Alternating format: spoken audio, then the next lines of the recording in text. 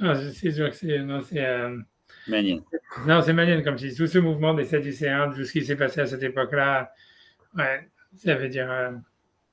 Je sais, ouais, je sais pas, je sais, je me rappelle plus. Moi-même, je me rappelle. J'avais lu ça, j'avais étudié des trucs sur ça, mais j'ai complètement oublié. Mais, ouais, mais ouais, j'en sais rien. Non, Ok. c'était un truc qui était contre l'Olam Abba, quoi. En fait. Ça veut dire que l'idée, c'était principalement, c'était de dire. Donc lui, il n'était pas vraiment. C'est pas ce qu'il a dit lui, mais c'est ses élèves, ils ont pris comme ça. Exactement, ça, Ouais, après, c'est ce que. Voilà. Mais bon, après, ouais, j'en sais rien. C'est moi. Et ça a été, en fait, ça a été repris vachement par les riches. Ça veut dire, en fait, c'est que comme, en fait, ceux qui ne croyaient pas dans le Lamaba, en fait, ce que ça a fait, c'est surtout, ça a montré cette histoire-là que si tu ne crois pas dans le Lamaba, en fait, tout de suite, tu penses que tout le reward, il est dans ce monde-là. Donc, ça veut dire que ceux qui sont faibles ou qui sont pauvres, en fait, ils sont coupables d'être pauvres et ils sont coupables d'être faibles. Et donc, en fait, tu vois, et ceux qui sont riches, ça veut dire que Hachem, il est avec eux. Un peu comme les protestants y croient, quoi. ouais. Et ça, en fait, ça, c'est ça, surtout l'histoire, c'est que, en Ben Adam Lachavero, ça a fait beaucoup de grabuge. Whatever it is. Ok. Non, c'est Je sûr, c'est sûr que, regarde pas plus. Ok, mais je vais déjà dévié. Ok. non, mais c'est sûr que, je sais pas, comme tu veux, ça veut dire, c'est sûr que si tu commences à réfléchir sur le Olam Abba et tout ça, c'est un peu compliqué, quoi. C'est parce que tu vois, c'est-à-dire que quand la Gemara dit, parce que tu vois, si la Mishnah elle dit Kol Israël, tu vois, cette histoire-là de Antignos Issoros, il faut la regarder avec la Mishnah dans Sanhedrin qui dit Kol Israël Shem Haïk Olam Abba, et la Mishnah dans Sanhedrin elle dit sauf ceux qui ne croient pas dans le Olam Abba. Et après ça, sauf celui qui dit qu'il n'y a pas marqué le Olam Abba dans la Torah. Et après, la Gemara dans Sanhedrin elle demande mais où c'est marqué, et elle ne trouve pas en fait de source vraiment, tu vois. C'est pour ça que c'est super compliqué, tu vois, cette histoire tu vois, ça veut dire, tu vois, c'est comme, tu vois, c'est, voilà, c'est pas, c'est compliqué. Dans le bouquin que j'avais, il montrait aussi par rapport à la rémunération. C'est-à-dire qu'il montrait que c'était pas évident de dire qu'on n'a pas de rémunération par rapport au mitzvot. Ouais, non, c'est ouais, c'est ça, ouais, c'est pas, ouais. Ça veut dire grosso modo, je pense que tu vois la vision de ce que ça voulait dire, c'était que, et c'est pour ça que ça reste un truc, tu vois, un peu, je vais pas dire un débat, mais ça reste un truc de dire que, ça veut dire, l'idée, c'était de dire, c'est dire qu'en fait, c'est d'abord que le reward des mitzvot, il est peut-être built-in. Ça veut dire grosso modo, c'est-à-dire qu'il faut pas l'attendre comme venant quelque chose d'une énergie extérieure, mais qui soit en fait, qui soit intégré à la mitzvah elle-même. Hmm. Par exemple, l'idée c'est de dire, voilà, je sais pas comment dire, tu vois, je sais pas, Ouais. quelqu'un qui mange kasher, grosso modo. Alors, ça veut dire en fait, ça va lui donner un pouvoir par rapport à sa relation à la nourriture, et donc automatiquement, il va être en bonne santé, ou des choses comme ça, tu vois. Ça veut dire plutôt que de dire, ah oui, mais si tu manges kasher, Hachem il va t'aider, et tu vas avoir un miracle qui va t'arriver. Tu vois, c'était ça, je pense que tu vois, c'est beaucoup de ça, quoi. Et, tu vois, il y a beaucoup, tu vois, c'est très, c'est pas évident. Tu vois, c'est-à-dire que, tu vois, je pense que l'idée, par exemple, tu vois, après ça j'arrête, mais si tu vois, il y a une autre Mishnah dans Pirkei Avot qui dit que Yafa Sha'achad, c'est-à-dire que toute la vie du Olam Haba, les plaisirs du Olam Haba, un moment de tous les plaisirs du Olam Haba, c'est plus que tous les plaisirs qu'on peut avoir dans ce monde-là, dans sa vie. Et ça, c'est la Mishnah qui dit ça. Et après, la Mishnah elle continue, elle dit mais 1 heure de Teshuvah et de Maasim Tovim, c'est mieux que toute la vie du Olam Haba. Tu vois, ça veut dire en fait que l'idée, c'est que le principal, c'est que la mitzvah, en fait, l'idée, c'est que la mitzvah, elle doit être un but en soi, quoi, grosso modo. Ça veut dire, et après, c'est repris vachement dans cette histoire-là, de dire que, en fait, le Olam Haba, c'est le fait de vivre en connexion avec Akadosh Baruch Hu, et c'est ça, en fait, la mitzvah, et ça, tu l'as dans le Olam Hazé. Et, tu vois, et c'est pour ça qu'en fait, ça reste pas, tu vois, c'est-à-dire, en fait, ça veut dire le rapport, tu vois, comme ça, chrétien, de dire, ah, il faut faire les mitzvot comme ça, je vais avoir mon salaire dans le Olam Haba. Tu vois, en fait, si tu veux, ces trucs-là, en fait, là, c'est sûr qu'il y a du vrai dans la Torah, qu'en fait, il y a une sorte de, c'est pas, tu vois, ça veut dire qu'il y a du vrai, qu'il y a quelque chose de vrai, que dans la Torah, c'est un peu combattu, quoi. Et c'est pour ça que la Torah, a priori, elle va pas parler du Olam Haba, comme Moshe Rabbeinu, il en a jamais parlé, etc., tu vois. Ça veut dire, tu vois, que c'est un truc, que voilà, qu'en fait, ça veut dire, il faut retrouver un sens, tu vois, si on veut faire les mitzvot et on veut retrouver un sens des mitzvot, il faut le trouver dans le présent, quoi, plutôt que dans un truc à venir ou tu vois, un reward, tu vois, souffrir pour pouvoir avoir un reward plus tard, tu vois, un truc comme ça. Si tu fais ça, on a l'impression que c'est un truc qui est venu des chrétiens et que dans le judaïsme, ça existe, mais pas beaucoup, tu vois, ça existe. C'est quelque chose, tu vois, en fait, qui était, tu vois, style, tu vois, ça veut dire, voilà, c'est dans le judaïsme, tu vois, tu vois, la Gemara a dit, comment est-ce qu'on reconnaît un Ben Olam Haba? C'est celui que, tu vois, elle a même l'histoire qu'il y avait un rave qui a été sommaire Géoula Litfila, il arrêtait pas de rigoler toute la journée. Et ça veut dire qu'on dit, ah ouais, ça c'est un Ben Olam Haba parce qu'il est tellement heureux de faire les mitzvot qu'en fait, ça veut dire en fait ça veut dire c'est ça son Olam Haba, tu vois. On a l'impression que tu vois que le Olam Haba, en fait, il a cherché dans le bonheur qu'on a à être proche d'Hachem, à faire les mitzvot, quoi. Pas, et ça veut dire, même si on va dire la Neshama, elle va dans un autre monde, etc. En fait, si tu veux, c'est comme si, comme tu vois, j'ai déjà dit, tu vois, le Nefesh HaChaim, il le dit plein de fois, il dit, ça veut dire que, en fait, c'est que quand ton corps, il s'en va, en fait, ça veut dire, c'est ta vie spirituelle qui reste, tu vois, parce qu'elle est éternelle, elle fait une sorte de, comment dire, de marque éternelle. Mais tu vois, en fait, c'est rien d'autre que la vie spirituelle que tu as eue dans ce monde-là, tu vois. Ça veut dire, grosso modo, tu vois, ça veut dire que dans le Ramabal, comment tu as étudié la Gemara, comment tu as étudié toutes les heures où si tu veux, tu étais proche d'Hachem, en fait, si tu veux, c'est ça ce qui va rester, c'est ça ce qui reste pour l'éternité, si tu veux, c'est ça la simra éternelle que ta Neshama va avoir, quoi. Mais ça veut dire, c'est pas quelque chose à venir parce que tu as eu des gommettes et maintenant tu as eu le bon point et tu as le diplôme au Lamaba, tu vois, ou, tu vois, j'ai graduate, tu vois, dans un truc à venir. C'est un truc, tu vois, bulletin, tu vois, c'est ça un peu.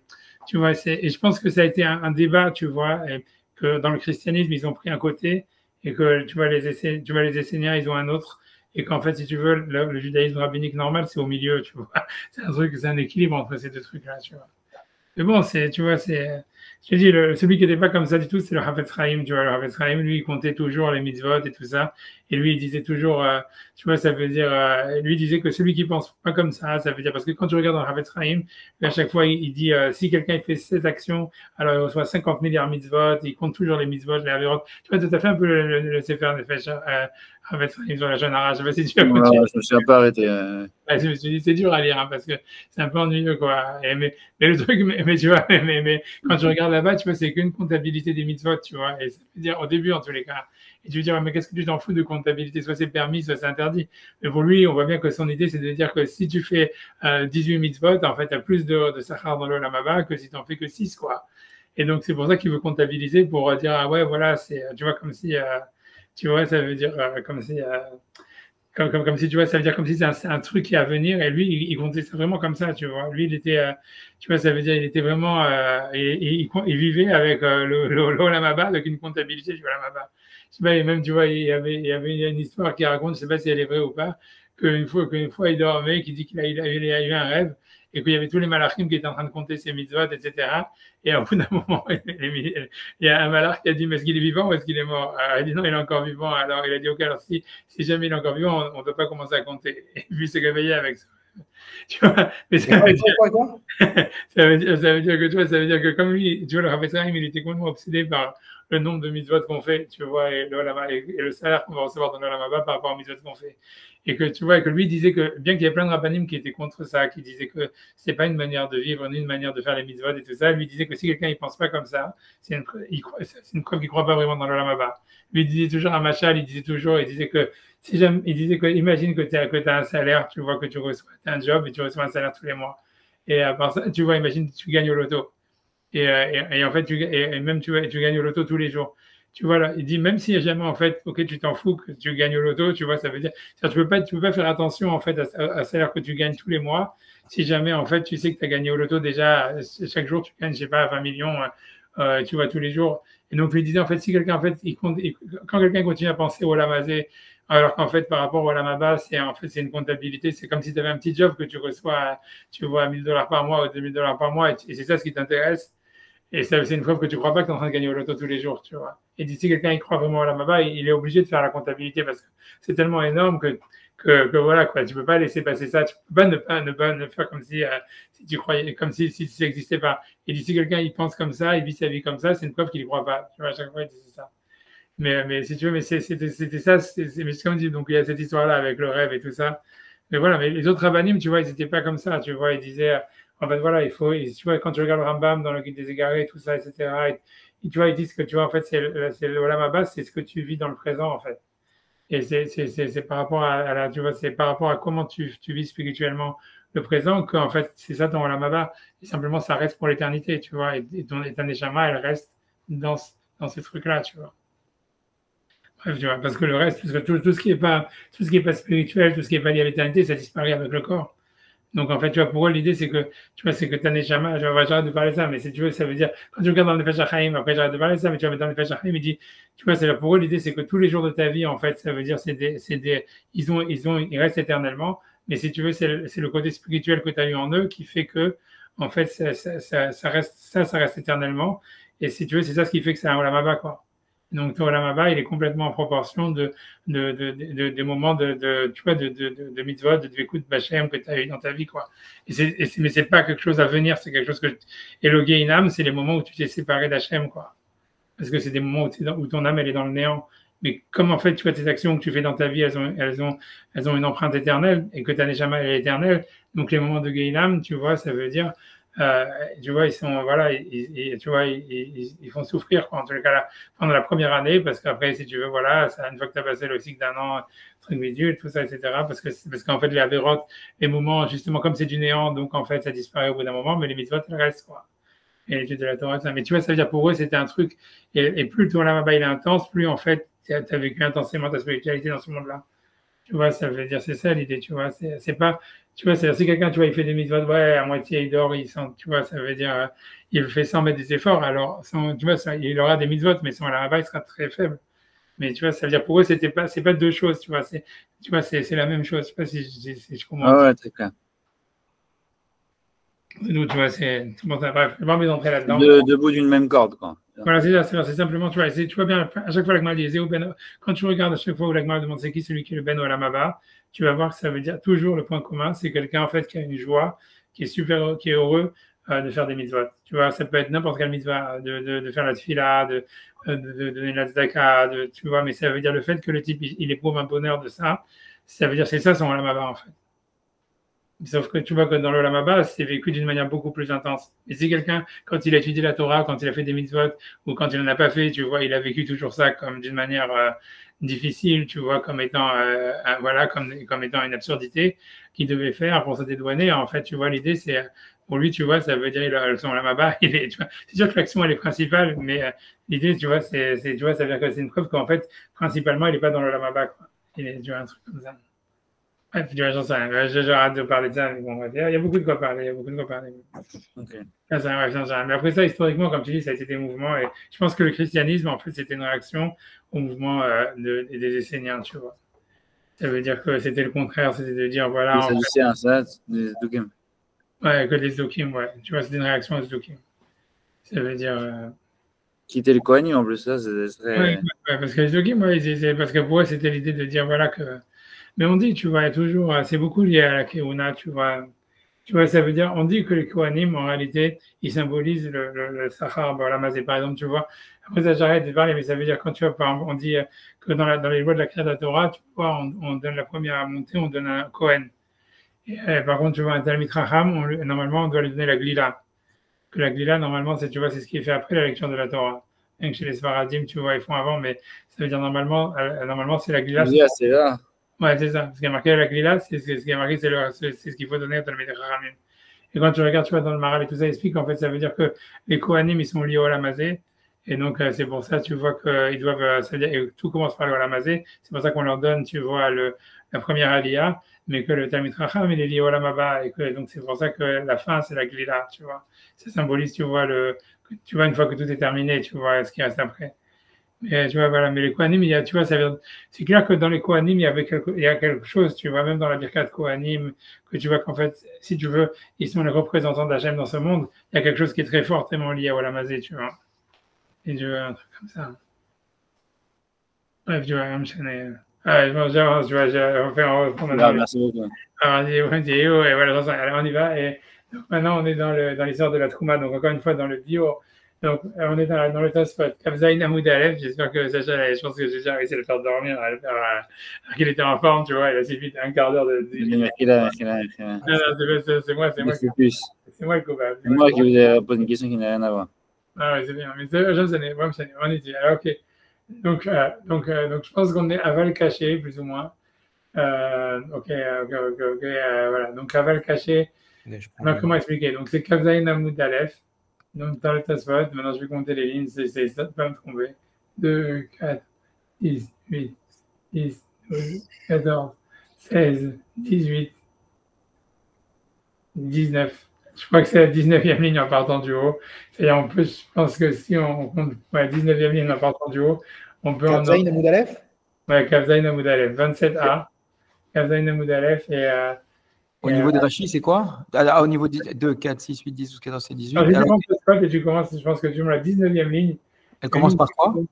Elle commence par quoi maintenant? Tu vois, 10 secondes. Hein. Non, ouais, j'ai perdu maintenant. 10 secondes, 10 secondes, 10 secondes. 8, va le cacher, c'est en face de la Falpi. Ouais, c'est Mikhaïva. La ligne, elle commence par le mot Mikhaïva. Ok, je l'ai. Non. Voilà. Donc voilà. Donc en fait, commence par quoi? La Mikhaïva. Il y a une ligne qui commence par le mot Mikhaïva, Bibio. Et après, marqué Aval caché, de Al Kochar. Tu vois? C'est en face du dans la Gemara, Falpi, Bekarka. Ouais, peut-être. Ouais.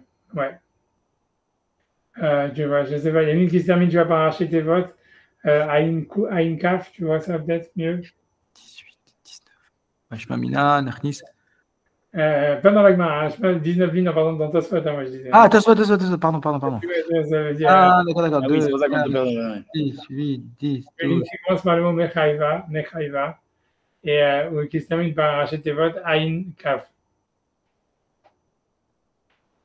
Ok. Tu l'as? Ouais. Ok, donc on est au milieu de la ligne, c'est aval caché, mais c'est difficile. Donc, encore une fois, rien que pour faire une introduction d'une ligne, c'est-à-dire encore une fois, donc Tosfot, il avait expliqué que dans toute cette histoire du bateau, le problème, c'était pas de faire les prélèvements, c'était de les donner. Tu vois, c'est-à-dire qu'il y a la mitzvah, comme on a vu, de Biur Maaser, qui est une mitzvah qui a lieu tous les 3 ans, donc la veille de Pessah, et on a vu, et c'est donc la 4e année et l'année de la Shemitah. Et cette année, donc, l'idée, c'est que si quelqu'un il avait des retards sur son maaser, pas simplement qu'il n'avait pas de nommé, mais qu'il n'avait pas de donné, il fallait qu'il l'enlève de sa maison, donc il fallait qu'il le donne. Et donc, a priori, donc Tosfot, il avait expliqué que c'est ça l'histoire c'est ça l'histoire du bateau, c'est qu'en fait, Rabban Gamliel, il avait donc du maaser qu'il avait déjà destiné comme maaser, etc. Il y avait déjà tout ce qu'on veut, ça veut dire maaser ani, maaser sheni, mais que le problème, donc il n'avait pas peur que les gens de sa famille vont le manger, comme il pensait Rashi, mais c'était plutôt en fait qu'il avait la mitzvah de le sortir de sa maison, et donc c'est pour ça qu'il le fait acquérir aux pauvres, à Rabbi Akiva et à Rabbi Yoshua qui est Lévi, etc. Et là, donc ça, c'est ce que Tosfot avait dit, en s'opposant à Rashi. Et quand Rachel lui avait dit que c'était simplement qu'il faisait, il avait désigné le maaser, etc., parce qu'il avait peur que les gens de sa famille mangent la grange, la récolte, sans que les prélèvements aient été faits. Ça, c'était l'explication de Rachid. Tosfot s'était opposé à ça. Il avait dit c'est pas ça le problème, c'est que c'est lié à une autre mitzvah. Les prélèvements avaient déjà été faits. C'est un autre problème, c'est la mitzvah de Biur Maaser. C'est qu'il y avait une obligation pour Rabban Gamliel de se débarrasser de tous ces prélèvements. La veille de Pessah, et donc c'est pour ça qu'il fait acquérir ces choses-là, à Rabbi Akiva et à Rabbi Yoshua. C'est bon? Et la question que Tosfot maintenant il avait, c'est pourquoi on ne parle pas de la Trouma? Parce qu'en fait, tu vois, ça veut dire que, donc, puisque dans les prélèvements, il y a le Maaser Rishon qui est donné aux Lévi, le Maaser Ani qui est donné aux pauvres, mais il y a aussi la Trouma qui est donnée au Kohen. Et donc, ici, on ne voit pas que Rabban Gamliel, il a prélevé la Trouma. Et donc, c'est pour ça, donc c'est ça ce que Tosfot dans cette dernière partie, je pense. Tosfot, il va demander, est-ce que ça voudrait dire qu'il n'y a pas la mitzvah de Biur Maaser sur la Trouma? Ah, ok. Ouais, ça serait ça l'idée. Ouais. Est-ce que voilà, c'est ça l'histoire, c'est le problème. Donc, il dit, donc en tout cas, pour l'instant, il dit aval caché. Donc, je reprends maintenant. C'est pas qu'à faire du bien dans la ligne à chaque fois.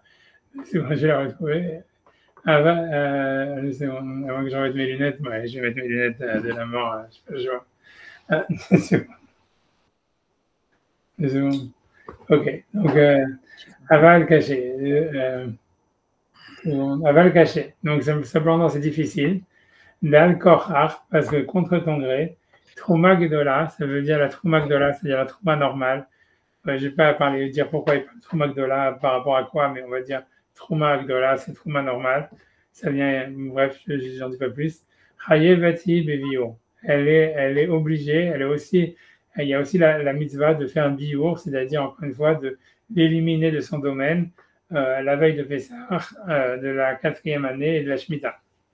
Kedekatan et Bematnitin, comme c'est écrit explicitement dans la Mishnah des Maaser Sheni, de Maaser Sheni, chez Veti Le'aïl, qu'on a mentionné plus haut. Ketsat mitzvah de Biur, comment est-ce qu'on accomplit donc cette mitzvah de Biur, qui est donc le fait d'enlever de son domaine les prélèvements en retard, la 4e année, la 7e année. Et donc la Mishnah dit clairement, Trouma, notna la Kohen. La Terouma, il faut la donner au Kohen. Donc voilà, c'est explicite. Alma, Chaye, Veti, Biur. Donc Alma, donc Hayevet, elle est obligée, la Trouma, de biur, de faire le biur, c'est-à-dire d'être exclue du domaine, donc de le donner. La parole midera banane. Et au moins d'ordre rabbinique. C'est-à-dire, même si on disait que dans la Torah, quand on regarde le texte qu'on devait dire, parce qu'on avait vu qu'il y avait un texte à dire lorsqu'on enlevait ses prélèvements de chez soi la veille de Pessah, la Trouma, elle n'est pas mentionnée. Il y a marqué Biarti à Kodesh Minabait, etc. Donc peut-être que Midoraita, il n'y a pas la mitzvah d'enlever la Trouma, mais en tous les cas, au moins dans le rabbinique, puisque la Mishnah, elle le dit. Tu vois, la Mishnah, elle dit que la mitzvah de Bio, elle s'applique aussi à la Trouma. D'accord? J'avais entendu ça. Non, je sais pas si je vais le faire. Pas du tout, j'ai pris un café, je suis réveillé. Ok, d'accord, ok. Sinon, je te fais, ok, je sais pas, c'est comme tu veux. Je peux avec plaisir pour lire. Oui, ok, on va dire, prends à partir de Gam et Mishnayot, et même dans les Je vais pas juste. Sacha, c'est galère, c'est pas forcément. Pas tu du me tout. dis. Non, vas-y, vas-y. Après, Sacha, il veut pas. Moi, Ah je... voilà, très bien. C'est pas parce que c'est l'après-midi là-bas que je descends plus. Ouais, c'est pas parce que... vas-y, Vegan, Bémichel. Alma Chavayet Ibibio. Ça Ouais, pas la parole. Rabanan. Mais traduis, c'est Vegan. pas ça. Vegan, mais pas comment traduit aussi. Quand tu lis, après traduis Vegan. Ok, Vegan Mishnayot, et donc aussi dans les Mishnayot, dans Maaser Sheni, Mafik le Mikre Vegan Natativ. Vegan Natativ le Levi. Mafik le Mikre, on tire une histoire, quoi. Mafik, ça veut dire on le déduit. Ah. Tu vois, c'est en araméen, Mafik, on le déduit. Là, ça veut dire Ael, ça veut dire c'est alacha, comme quoi il faudrait faire le bio. Mikra d'inverser. Ah, Mikra, ok. Et donc, ça, c'est le verset qui est donc le Vegam Netativ la Lévi. Ça, c'est le passou qui dit ça. Que, comme je vous ai dit, que quand on fait bio en Maaser, il y avait un texte à lire. Et, si je peux le sortir, mais ça veut dire. Et donc, dans ce texte, tu vois, si tu veux, on voulait le relire, on peut le refaire. On peut le faire 2 secondes. Je viens de le sortir, 2 secondes, on va le faire. 2 secondes, puisque ça va être le site, 1 seconde. J'espère ne pas faire 2 secondes.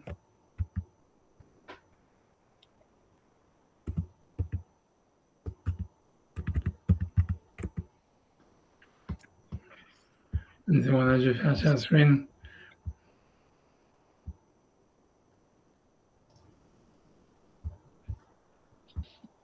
Voilà, donc, je sais pas si voilà, là, on va faire, allez, Sacha. Martha Lifnei Hashem, vas-y, Bechavod. Martha Lifnei Hashem Elokecha, bi'arti hakodesh min habayit, vegam netati la Lévi, ve la guerre, la yatom, ve la almana, kechol mitzvatecha asher tiviti lo avarti mi mitzvotecha velo shacharti. Voilà, donc ça veut dire, je vais la traduction en anglais. Tu vois, ça veut dire, donc tu diras devant Hachem ton Dieu, donc bi'arti. Et donc, Lired, je ne sais pas comment dire en français. Ah non, c'est pas bio, c'est pas Batel, c'est bio. Bio, normalement, c'est détruire, mais ici, ça ne veut pas dire détruire. C'est en fait que tu l'as donné, tu vois, ça veut dire je l'ai enlevé de mon domaine. Ouais. Je suis dépossédé. Voilà, on va dire comme ça, voilà. Voilà. Donc, à Kodesh, donc le sein de la maison, donc tout ce qui était à Kadosh Baruch Hu, on va dire, je l'ai enlevé de la maison. Vegam netativ la Lévi, je l'ai donné au Lévi. Donc, le Lévi, c'est ce qui était le Maaser Rishon, c'est le premier Maaser. La guerre, la yatom, la almana, et à l'étranger, à l'orphelin, à la veuve. Ça, c'était le Maaser qui était donné aux pauvres. On a vu, il y a 2 Maaser, un Maaser qui a été donné aux Lévi et un Maaser qui a été donné aux pauvres. Et donc, l'idée, c'est que voilà, la Trouma qui est donnée au Kohen, elle n'est pas mentionnée. Et donc, l'idée, c'est que la Gemara, ce que Rachid Swati veut dire, c'est à cause du Vegam. Tu vois, et aussi. Je l'ai donné aux Lévi et aux guerres. Donc, du Vegam qui est aussi, qui est en trop, qui est un mot en trop. De là, c'est ce qui veut dire, c'est ce que la Mishnah a déduit que en fait, il y a une mitzvah aussi de bio, elle s'applique aussi à la terouma qui est donnée au Kohen, et ça, c'est déduit du Vegam qui est en trop. C'est ce que tu souhaites ramène. D'accord? Ok. Donc là, ce qu'on dit, c'est que la trauma, elle est aussi bio. Donc, c'est en l'encontre de ce qu'on voit dans le. Dans la machine, c'est la vraie question. C'est pour ça que tout ça, c'est la partie de la question. Ok, la base de la question. Ça veut dire que voilà, qu'on voit que même on voit que la Gemara, bien que dans le sens littéral du verset, tu vois, la Trouma, il n'y en est pas question, puisque tu vois, on ne te parle que de ce qui est donné au Lévi et à l'étranger, à l'orphelin, à la veuve. Donc, il n'est pas mentionné dans le verset ce qui est donné au Kohen. Donc, ça pourrait dire qu'en fait, que la Trouma qui est donnée au Kohen, il n'y a pas la mitzvah de bio. Et donc, ça expliquerait pourquoi, en fait, dans notre histoire, Rabban Gamliel n'a pas donné la Trouma. Mais, Tosfot, il dit, mais on voit, il y a une Mishnah dans le Maaser Sheni qui dit clairement que la mitzvah de Bior, elle s'applique aussi à la Trouma qui est donnée au Kohen, et on la prendrait du verset du Vegam. Après, Tosfot, il n'est pas sûr que c'est de la Torah ou d'Avra Bénik, parce que, encore une fois, comme c'est pas marqué explicitement dans le verset, et qu'on la prend simplement du fait qu'il est marqué et aussi, donc, en fait, si tu veux, ça peut être soit une ordre d'ordre rabbinique, soit de la Torah, quoi. Ça veut dire que quand on fait une dracha, c'est pour ça que Tosfot, il dit, c'est pour ça qu'avant ça, Tosfot, il avait dit au moins d'ordre rabbinique, tu vois. Je sais pas s'il va dans la phrase, Ouais, ok. il avait dit, il dit, le chol apachot midei rabbanan. Au moins d'ordre rabbinique. C'est parce qu'il veut dire, comme on l'apprend d'un verset, mais comme c'est pas explicite dans le verset, mais qu'en fait on l'apprend d'un mot en plus, alors Tosfot, il doute sur le statut de cette mitzvah. Est-ce que c'est une mitzvah de Horaïta ou d'ordre rabbinique, tu vois?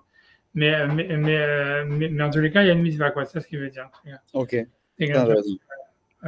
Ok, Mafikla Mikra, Vegan Medatel Levi. Ok. Les rabots, Trouma et Troumat Maaser. C'est pour inclure la Trouma et la Trouma du Maaser. Voilà.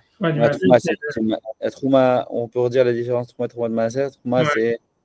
Ah, le Trouma, c'est pour le don au Kohen, et le Trouma de Maaser, c'est le Lévi qui donne au Kohen, c'est ça? Exactement. Trouma de Maaser, et c'est pour ça que quand tu parlais de Trouma Gdola, c'est opposé au Trouma de Maaser. Tu vois, je ne voulais pas vous embrouiller, mais voilà, comme ça.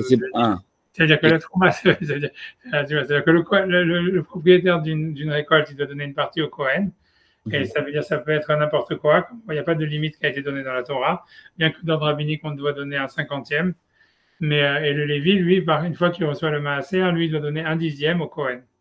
Et ça s'appelle Troumat Maaser. C'est une mitzvah sur le Lévi une fois qu'il a reçu le Maaser.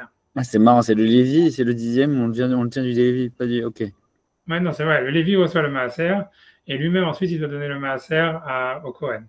Okay. Alors ce qu'on donne au Kohen, c'est en fait normalement c'est Mideoraita, il y a pas de limite. La Torah n'a pas donné de limite à la Trouma. De toute façon, tu vas en parler, n'aie pas peur. Mais dans le rabbinique, le minag, c'était de donner un cinquantième. Ok. Voilà. Ok, très bien. C'est pour ça qu'il y a le Vegam en fait. C'est pour V et Gam. On en apprend deux. Voilà, c'est possible. Ouais. Okay. Bon, ok. VN Lakshot Maed Yesh. Ok, il n'y a pas de lieu d'objecter en fait. Yesh Bemaaser Sheni Uikurim Ma She'en Kam Betrouma de Maaser. Ok, donc en fait, il n'y a pas de lieu d'objecter que en fait, ce qu'il y a dans le Maaser Sheni et dans les Vikurim, c'est quelque chose qu'il n'y a pas dans le Maaser Sheni, dans la Trouma, les Maaser et dans la Trouma. Ok, donc comme ça, en fait, c'est pour dire que on peut pas dire, comme les deux sont pas identiques, on peut pas en prendre l'un de l'autre. Là, il fait référence à un passage du Talmud, donc c'est pour ça qu'il avait cité plus haut. Donc je vais essayer de le chercher maintenant. Ça, c'est pas rien. C'est dans Yevamot 76. Les secondes, je vais essayer de le retrouver. Donc là, c'est parce que ou là-bas, en fait, dans ce passage du Talmud, on avait l'impression, la lecture simple, elle donne comme quoi, en fait, il n'y a pas de mitzvah de, il y a pas de mitzvah de biomasser sur la Trouma. Maintenant, il faut que je retrouve un petit peu de secondes, quelques secondes. 2 secondes.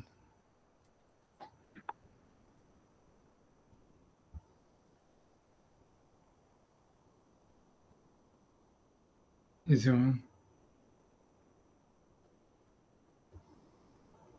pas qu'est-ce que ça foutrait là, mais 2 secondes.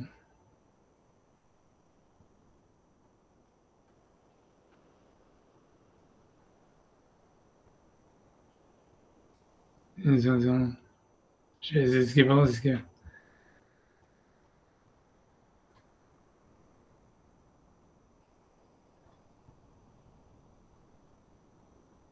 Je vais pas la revoir, 2 secondes. Je vais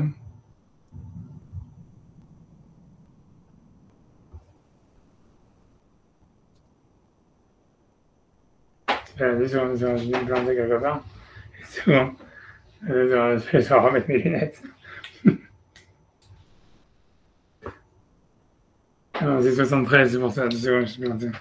1 seconde, j'y arrive.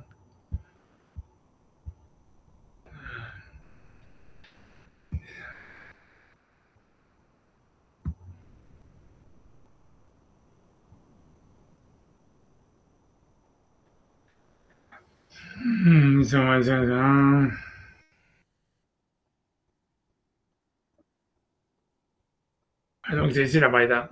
Donc la Gemara à laquelle il fait référence, c'est ça, une seconde. Voilà.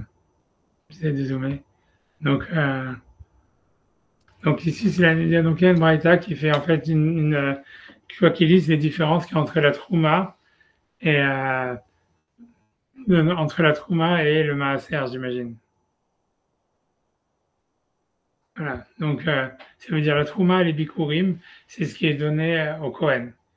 Donc, la Braïta, elle dit comme ça, bon, je dis moi, Amar Lehu, donc Tanitoua, il a été enseigné dans une Braïta, à Trouma va Bikurim, ça veut dire le Terouma et les Bikurim, Hayavin Alehem, ça veut dire si quelqu'un il les mange, quelqu'un qui n'est pas Kohen, il les mange, Hayavim Alehem Mita va Chomesh, donc quelqu'un qui les mange, il est passible de peine de mort, Minashamaim, et doit payer un 5e en plus si jamais il les a mangés par inadvertance, Vasurim Lazarim, mais évidemment ils sont interdits d'être mangés par quelqu'un qui n'est pas Kohen, Ve'en Kohen, ils sont considérés comme l'argent du Kohen, peu importe ce que ça veut dire, Ve'olin Be'echadumea, et pour les annuler, il faut les annuler dans 101. Ça veut dire, moins que ça, c'est pas annulé. S'il y a la trouma qui s'est mélangée avec quelque chose qui était la nourriture normale, il faut l'annuler dans 101. Otunim Rechisait Yadaim, mais avant de les manger, il faut faire Netilat Yadaim. Le Ref Shemesh, ça veut dire que si jamais quelqu'un était impur, il faut qu'il aille au mikvé, et ensuite, il peut le manger que le soir. Rélu Batrouma, donc ça c'est de la qui concerne la Trouma et les Bikurim. Machen Ken de Maaser, ce qui n'est pas le cas de Maaser. A priori, si quelqu'un mange le Maaser par inadvertance, ça veut dire qu'il devait donner au Lévi, il n'est pas passible de peine de mort, etc. Et en fait, même si tu veux, le Lévi, il peut revendre son Maaser et un juif, il peut le manger, quoi. Donc il n'y a pas d'interdit, ce qui n'est pas le cas de la Trouma, tu vois, des choses comme ça. La Trouma, tu ne peux pas le revendre, etc. Ok, Machen Ken de Maaser, mais ce qui nous intéresse, c'est la suite, j'imagine. Et ensuite, voilà. Voilà, Yesh be Maaser, donc la suite de la Sefa de la Braïta, c'est quoi? Yesh be Maaser, il y a des chumot dans Maaser ou Bikurim, et dans les Bikurim, Machen Ken Bitrouma. Et donc, qu'on ne retrouve pas dans la Trouma, chez Maaser va Bikurim, Teunim Avat Makom.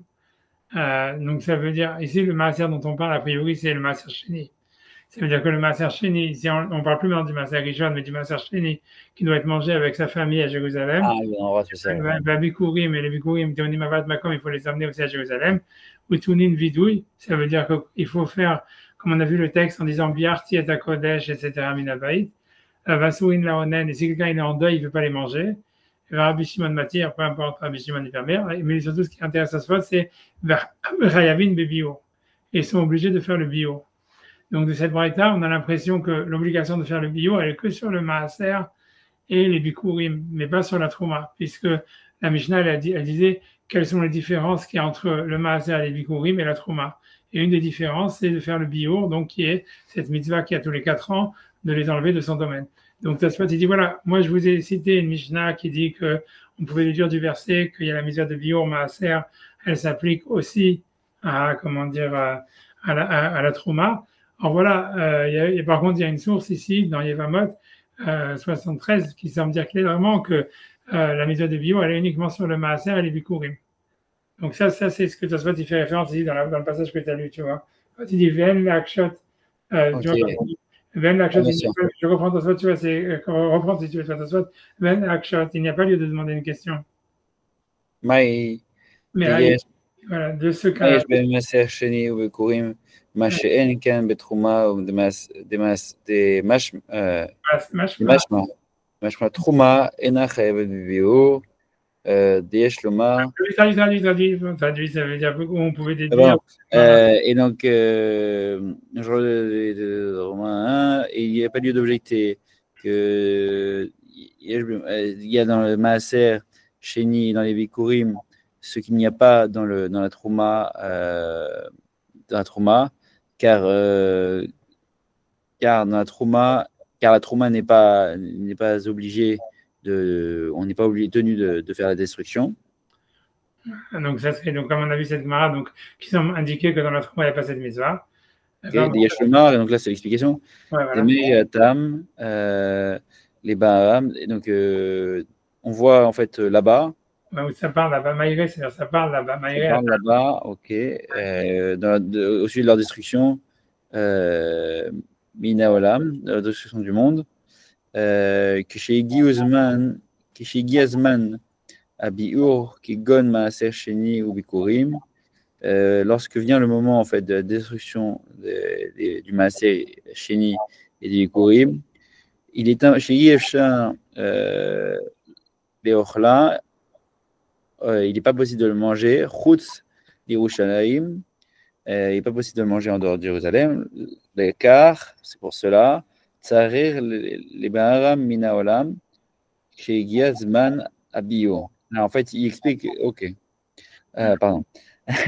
Et ainsi, il faut les détruire du monde lorsque vient le moment du destruction, parce qu'en fait, ça devait être mangé à Jérusalem. Voilà. Ça veut dire. C'est pour ça qu'on ne peut pas les objecter l'un de l'autre, parce qu'en fait, c'est deux choses qui sont de nature différente. C'est normal qu'il y ait une chumra sur le Maaseh Sheni et les Bikurim, parce qu'ils sont liés à un endroit. Voilà, c'est pour ça qu'on doit les détruire, mais c'est pas parce qu'il y en a un qui est d'un niveau différent de l'autre. Oui, surtout ce que il veut dire, on ne parle pas du même bilan. Ce qu'il veut dire comme ça, c'est-à-dire, il veut dire comme ça, enfin la même chose. Il veut dire un peu. Okay. Je vais expliquer mieux. Je ne sais pas. C'est ça. Il veut dire non, bien sûr, moi j'ai rien expliqué. Non, mais l'idée c'est comme ça. Là, lui, il veut dire comme ça. Donc, on a vu du verset qu'on a cité précédemment, qu'après du végam, que la mitzvah de bio, elle s'applique à la trouma, d'accord? Mais en fait, ok, donc comment est-ce que la Gemara, elle semble dire dans les Vamot que non, que le bio, c'est que sur Maaser Sheni et les bikurim, mais pas la trouma. Et alors, il va dire comme ça, il dit non, mais en fait, le biour, c'est vrai qu'en fait, il s'appliquerait à tout, mais il s'applique différemment avec les bikurim et le maaser sheni que la trouma. Pourquoi? Parce que, donc, revenons le cas. La mitzvah de biour, c'est la veille de Pessah, de la 4e année ou de la Shemitah. Donc, imaginons, quelqu'un maintenant, il se retrouve, il a des bikurim qu'il n'a pas amené, je ne sais pas, des figues, on va dire. Wow. Des figues séchées. Voilà, c'est ça, il n'a plus le temps, puisque maintenant, il doit les amener à Jérusalem au Kohen. Ou du maaser sheni. Imagine, il a du maaser sheni. Encore une fois, on va prendre des figues séchées parce que ça tient, ou du vin, tu vois, des trucs comme ça. Donc, ça veut dire qu'il a gardé depuis 2-3 ans et que maintenant, il devrait aller manger avec sa famille à Jérusalem. Mais voilà, mais le truc, c'est que maintenant, ça y est, c'est aujourd'hui, c'est la veille de Pessah, qu'il n'a pas le temps d'aller à Jérusalem. Donc, qu'est-ce qu'il fait avec ces figues séchées qu'il devait normalement donner au Kohen en tant que bikurim ou manger avec sa famille en tant que maaser sheni? Il est obligé de les brûler. Par contre, tu vois, la terouma, comme en fait tout ce qu'il faut faire, c'est la donner au Kohen. Donc en fait, s'il est la veille de Pessah, tout ce qu'il a à faire, c'est la donner au Kohen. Comme on voit ici, il peut même la donner en disant je fais acquérir cette trouma à tel ou tel Kohen, en lui donnant l'endroit, etc. Et donc ça veut dire ce que la Mishnah elle veut dire, ça ce que ça soit veut dire. Il veut dire ce que la Mishnah elle veut dire quand dans la Gemara, en fait, dans la Braïta, dans Yevamot 73, ce qu'elle veut dire quand elle dit il y a une différence entre le biour qui existe que dans le maaser sheni et les bikurim, mais pas dans la trouma. Ça ne veut pas dire qu'il n'y a pas la mitzvah de biour, c'est-à-dire de donner tous les dons en retard tous les 4 ans sur la trouma.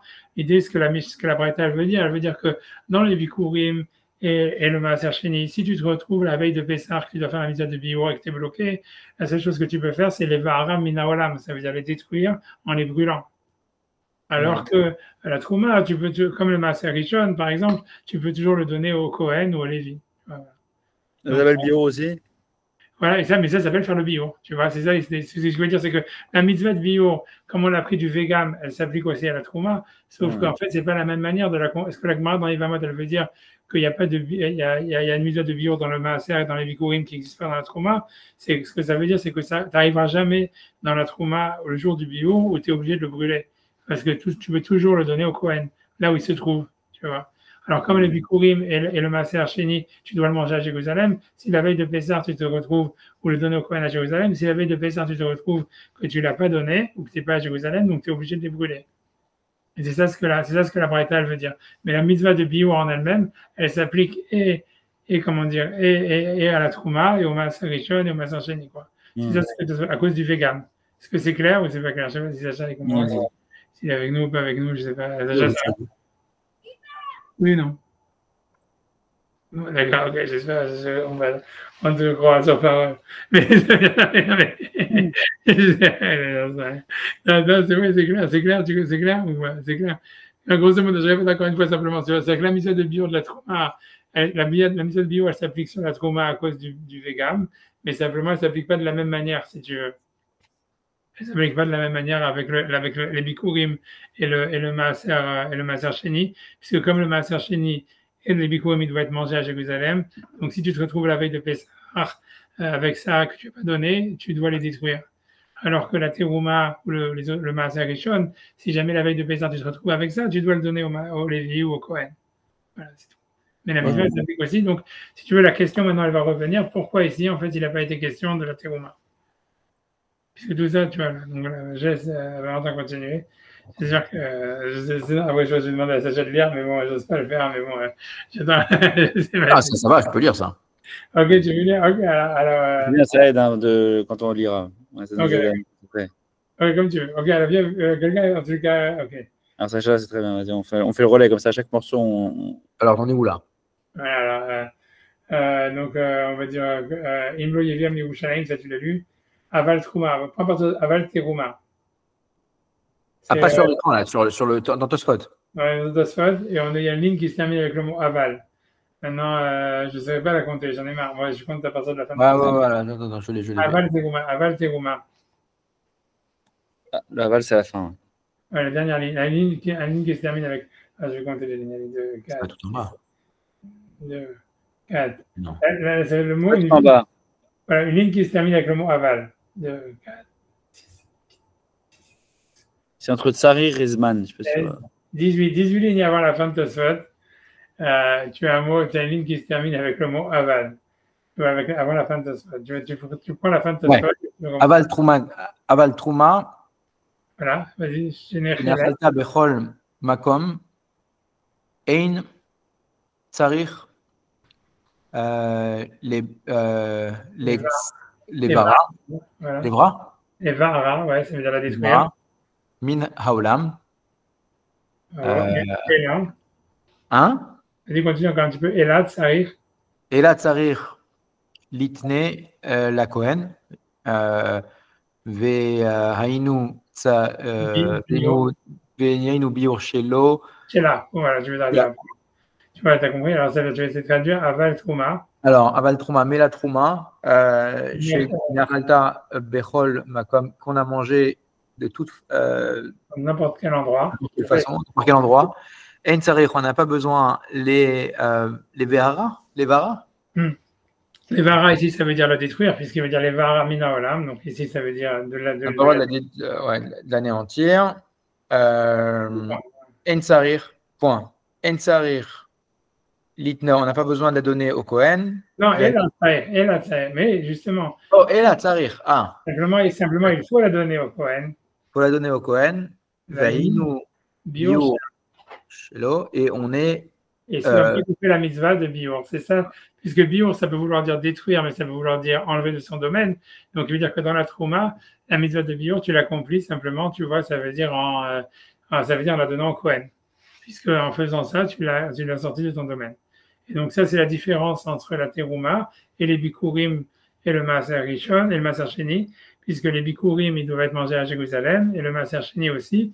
Donc, si ça arrive le moment du Biur, tu ne peux pas les donner au Kohen ou à qui que ce soit, tu es obligé de les détruire. D'accord, c'est clair? Et donc, maintenant, tu vas te souhaiter maintenant que, donc, finalement, tout ça pour dire, donc maintenant, il y a le même, ça veut dire Mikol Makom. Makom. Voilà. Et Adra Kushia. Vas-y, Mikol Makom, Adra Kushia, et Durta, Amai Lo Bi'er Atroma. Voilà, pas d'adression. Donc, ça, c'est Adra, ça veut dire, je sais pas si tu là-bas, plus loin, non, Adra? Adra Kushia et Durta, ça, c'est une expression toute faite, tu vois. C'est en araméen, Hadra, ça veut dire ça revient. C'est comme Hadran Alan. Tu vois, la Hador, c'est que les Hidour, c'est l'Arzor. En araméen, Arza, ça veut dire Hadra Kushia, ça veut dire la question, elle revient, les Durta à sa place. Ah, ok. C'est Amai, pourquoi l'Obia à Trouma? Pourquoi est-ce qu'ils n'ont pas fait pourquoi il n'y a pas détruit la Trouma là-bas? Voilà, puisque c'était ça la question de base, c'est que dans l'histoire du bateau, on voit pas qu'il est en train de donner la Trouma au Kohen. Donc, comme Tosfot, il a fait tout ce développement pour expliquer qu'en fait, il y a une mitzvah de bio même sur la Trouma, au moins d'ordre rabbinique, qu'on apprend du Vegam et qu'il faut au moins le donner au Kohen. Donc, pourquoi ici, en fait, donc ça revient à la question, pourquoi est-ce que Rabban Gamliel, il n'a pas donné la Trouma au Kohen? Ok. Veyesh Lomar, Devadai Trouma, Ifrish, Beoda Basade, des Regilut, Ave les Afrish, Begoren, on s'arrête là. Ouais. Veid la Nima, ok. Alors, et donc il y a lieu de dire, donc c'est sûr que la Trouma, ma friche, elle est séparée en fait, alors qu'il est encore dans le champ, c'est ça? Ouais, Deragilut, comme d'habitude, enfin d'habitude, quoi. ouais. Parce Après la friche Bekoren, ah oui, il y avait Gilut de la friche de Goren. elle est séparée dans la grange. Ouais, c'était l'habitude de donner au Cohen avant même de mettre dans la grange ou dès qu'on mettait le blé dans la grange. Puisque les Kohanim, si tu veux, ils faisaient le tour ça veut dire des granges. Tu vois, c'est-à-dire que, tu vois, ça veut dire, ils n'avaient pas le droit d'aider à la récolte c'est un interdit. Mais en fait, si tu veux, les Kohanim en général, ils venaient au moment où on mettait le grain dans la branche, dans la grange pour recevoir la terouma. C'était une des raisons aussi pourquoi il y avait la terouma, c'était aussi pour que le Kohen il fasse une bracha sur la terouma et donc il assiste. Si tu vois que ça lui permettait, tu vois, c'était aussi comme un mashgiach, comme quoi en fait voilà aussi ce qu'il devait donner aux pauvres, comme la PA et tout ça.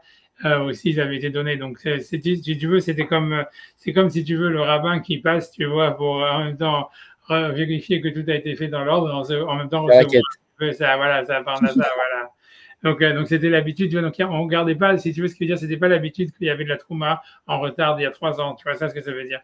Le maaser qui est donné au Lévi, tu pouvais dire, voilà, j'attends d'avoir une somme pour la donner au Lévi. Donc en fait, tu vois, c'est possible que quelqu'un, il pouvait avoir du maaser en retard d'il y a 3 ans. Ou par exemple, tu vois, des choses comme ça, tu vois. Mais par contre, pour la trouma, ce qui veut dire, c'est pour ça que Rabban Gamliel, il n'avait pas de la trouma en retard, quoi. Rajoute à ça, tu vois, en plus, une grosse différence, c'est comme on a vu, c'est que la trouma, si quelqu'un a un nom au Cohen, il la mange par inadvertance, il est passible de peine de mort. Donc, c'est pas le genre de truc que tu voulais garder chez toi, tu vois. Ça veut dire, tu vois, ça veut dire parce que tu pouvais jamais savoir si jamais il y a un enfant ou n'importe qui va bouffer ça. Donc, en fait, tu essaies de t'en débarrasser tout de suite, tu vois ce que je veux dire. Alors que le maaser et le maaser ani, tout ça, et si quelqu'un il le mangeait par erreur, c'était pas grave, il n'y avait pas de peine de mort ni rien. Ça lave, ok. Voilà, c'est tout, voilà, c'est ça. Et tu repayes, tu donnes de l'autre chose du maaser, tu vois. Et donc, pour toutes ces raisons, c'est ce que Tosfot veut dire. Les gens, ils gardaient pas de la trouma en retard chez eux, quoi. Tu vois, c'est ce qu'il dit. Donc, ça veut dire l'habitude, c'était que la trouma, elle était donnée au Cohen dès le moment où les choses elles étaient mises en grange. C'est ce qui veut dire des Gilut, et donc, c'est pour ça que Rabban Gamliel n'avait pas de trouma en retard, tu vois, à la veille de Pessah. Ok. Veitlan MMA, mais il n'y a pas lieu de dire. Donc, il n'y a pas lieu de dire. Il y a lieu de dire. Ah, Veitlan, ok. Veitlan MMA, il y a lieu de dire. Shifrish Be'od Aïta Advoa, c'est la récolte Begoren. Il y a lieu de dire. Ah, dans la grange, pardon. Comme tu veux, je te laisse dire, excuse-moi. Non, pardon, dans la grange. Donc, en fait, il y a lieu de dire que il a fait la frachaf, il a fait le prélèvement, alors que la récolte était encore dans la grange. Miad à miroir. Juste après, en fait, on a récolté ça. Le miroir, c'est quand tu mets dans la grange et tu étales le blé. À l'époque, tu vois, je sais pas exactement comment c'est à ce moment-là on donnait la trouma. C'est quand on remplissait la grange et on finissait la récolte. Et en fait, à un moment, il faut étaler le blé. Je sais pas pourquoi exactement. C'est pour sécher, je sais pas. Sécher peut-être, ouais. Et donc, à ce moment-là, c'était là où on donnait au Cohen. Donc, et facilité, tu vois, ça veut dire. C'était Amar Atam, comme il est dit là-bas. Chazaka Legoren, שלא תעקר עד שהפרישו ממנה תרומה גדולה. Et donc, il y a une chazaka, Chizkia Legoren, je sais pas si c'est. Une chazaka, ça veut dire c'est une chazaka. Il y a une chazaka, ok. Il y a une assumption très forte, ça veut dire on peut se baser comme quoi. Quand c'est dans la grange, chez l'autre, elle n'a pas été déracinée. Voilà, puisque c'était une étape de mettre dans la grange à sécher. Et après ça, on remettait ailleurs, tu vois, ça veut dire, après ça, j'imagine, on mettait dans des boîtes, je sais pas ce qu'il foutait après, mais c'était une étape, tu vois, le goren, c'était. Mais ça veut dire elle n'a pas été enlevée, ok. Déjà, dès que c'est dans le goren, la trouma, elle a été enlevée. Parce que, comme je vous dis, le Kohen, il passait, etc. Et voilà, et comme je dis, on voulait pas garder ça chez soi, etc. Donc, voilà. En fait, c'est parce qu'on ne peut pas douter du Kohen, c'est ça? Ouais, c'est surtout parce que le Kohen, il passe par là-bas. Et en plus de ça, comme je dis, mais c'est surtout parce que, tu vois, on ne veut pas garder ça chez soi, tu vois, parce que c'est passible de peine de mort de manger ça par erreur. Donc, personne ne veut garder ça. Donc, on l'enlevait directement. Et le Kohen, en général, ça faisait partie de son job de passer, comme je vous dis, et pour donner une bracha au balabaït. Et tu vois que, puisque la bracha était donnée au moment de la récolte, et pour aussi vérifier que ce qui devait être donné aux pauvres, ça avait été donné aux pauvres. Donc, tu vois, ça veut dire les Kohanim, ils étaient frais. C'était pour ça qu'on avait fait la Trouma. Si tu veux, une des raisons de la Trouma, c'était pour que le Kohen il soit présent au moment de la récolte. Surtout que, il faut comprendre que tu vois qu'à le moment de la récolte, à l'époque, c'était le gros moment, en fait, où tu pouvais faire des conneries, quoi. Ça veut dire, tu vois bien, même par exemple, tu vois, quand tu as l'histoire de Yehuda qui va tondre ses moutons, c'est là où est-ce qu'il va y avoir une prostituée, tu comprends? Parce que l'idée, c'est quoi? C'est parce que c'est à ce moment-là où tu as du cash. Non, tu vois, puisqu'à l'époque, tu vois, c'était ça le cash. Donc, ça veut dire, c'est comme si tu es en train de récupérer, tu vois, tout ton fric pour l'année prochaine. Donc, tu te retrouves avec plein de fric, tu vois. Donc, en général, quand tu as du fric, c'est là où tu commences à faire des conneries. Et tu vois, et donc, ça veut dire, c'était une des raisons pourquoi on voulait que le Cohen, si tu veux, il passe au moment où il y avait la récolte, parce que c'était aussi un job de dire, tu vois, de faire en même temps une bracha, un chiour, tu vois, et une surveillance que, voilà, ça veut dire le type, il va pas avec sa grange, avec tout son fric, il va pas commencer à faire des conneries, tu vois ce que je veux dire, c'est un truc comme ça, tu vois. Okay. Et donc, ça veut dire que les coins, ils étaient présents. Donc, il y avait, si tu veux, il y avait une, voilà. Donc, ça veut dire, on savait quand il y a une chazaka, tu vois, c'est contrairement au Lévi, que le Lévi, c'est le maaser, donc c'est déjà une somme beaucoup plus importante. Et tu vas faire que ce soit calculé, le maaser, tu vois. Ça veut dire, quelqu'un, il sait pas nécessairement, tu vois, tout de suite, combien est-ce qu'il a de maaser à donner, etc. Donc, si tu veux, et comme il n'y avait pas encore, je te dis encore une fois, un interdit sur tout ça, donc c'est possible que quelqu'un garde son maaser d'une année sur l'autre jusqu'à 3 ans, puisque la Torah elle permet d'avoir 3 ans de retard sur le maaser, tu vois, ça veut dire. Donc, c'était possible, tu vois, voilà. Mais pas sur la Trouma, ça, c'est ce que tu veux dire. Okay. Voilà. Je sais pas si Sacha, tu veux reprendre le. La Chinami Tabirushalmi. Alors, Vachinami, là c'est tu vois le Heinun. Heinun, c'est Vachinami. Si tu veux, des lignes qui se terminent avec Heinun. On est maintenant deux.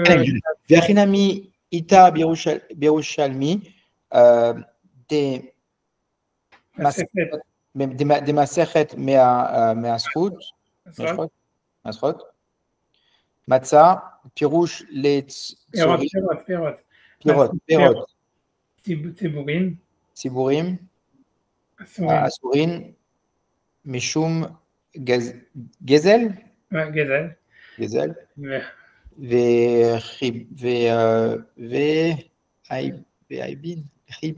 Hayavin, Mishum Teruma. Hayavin, Mishum Teruma.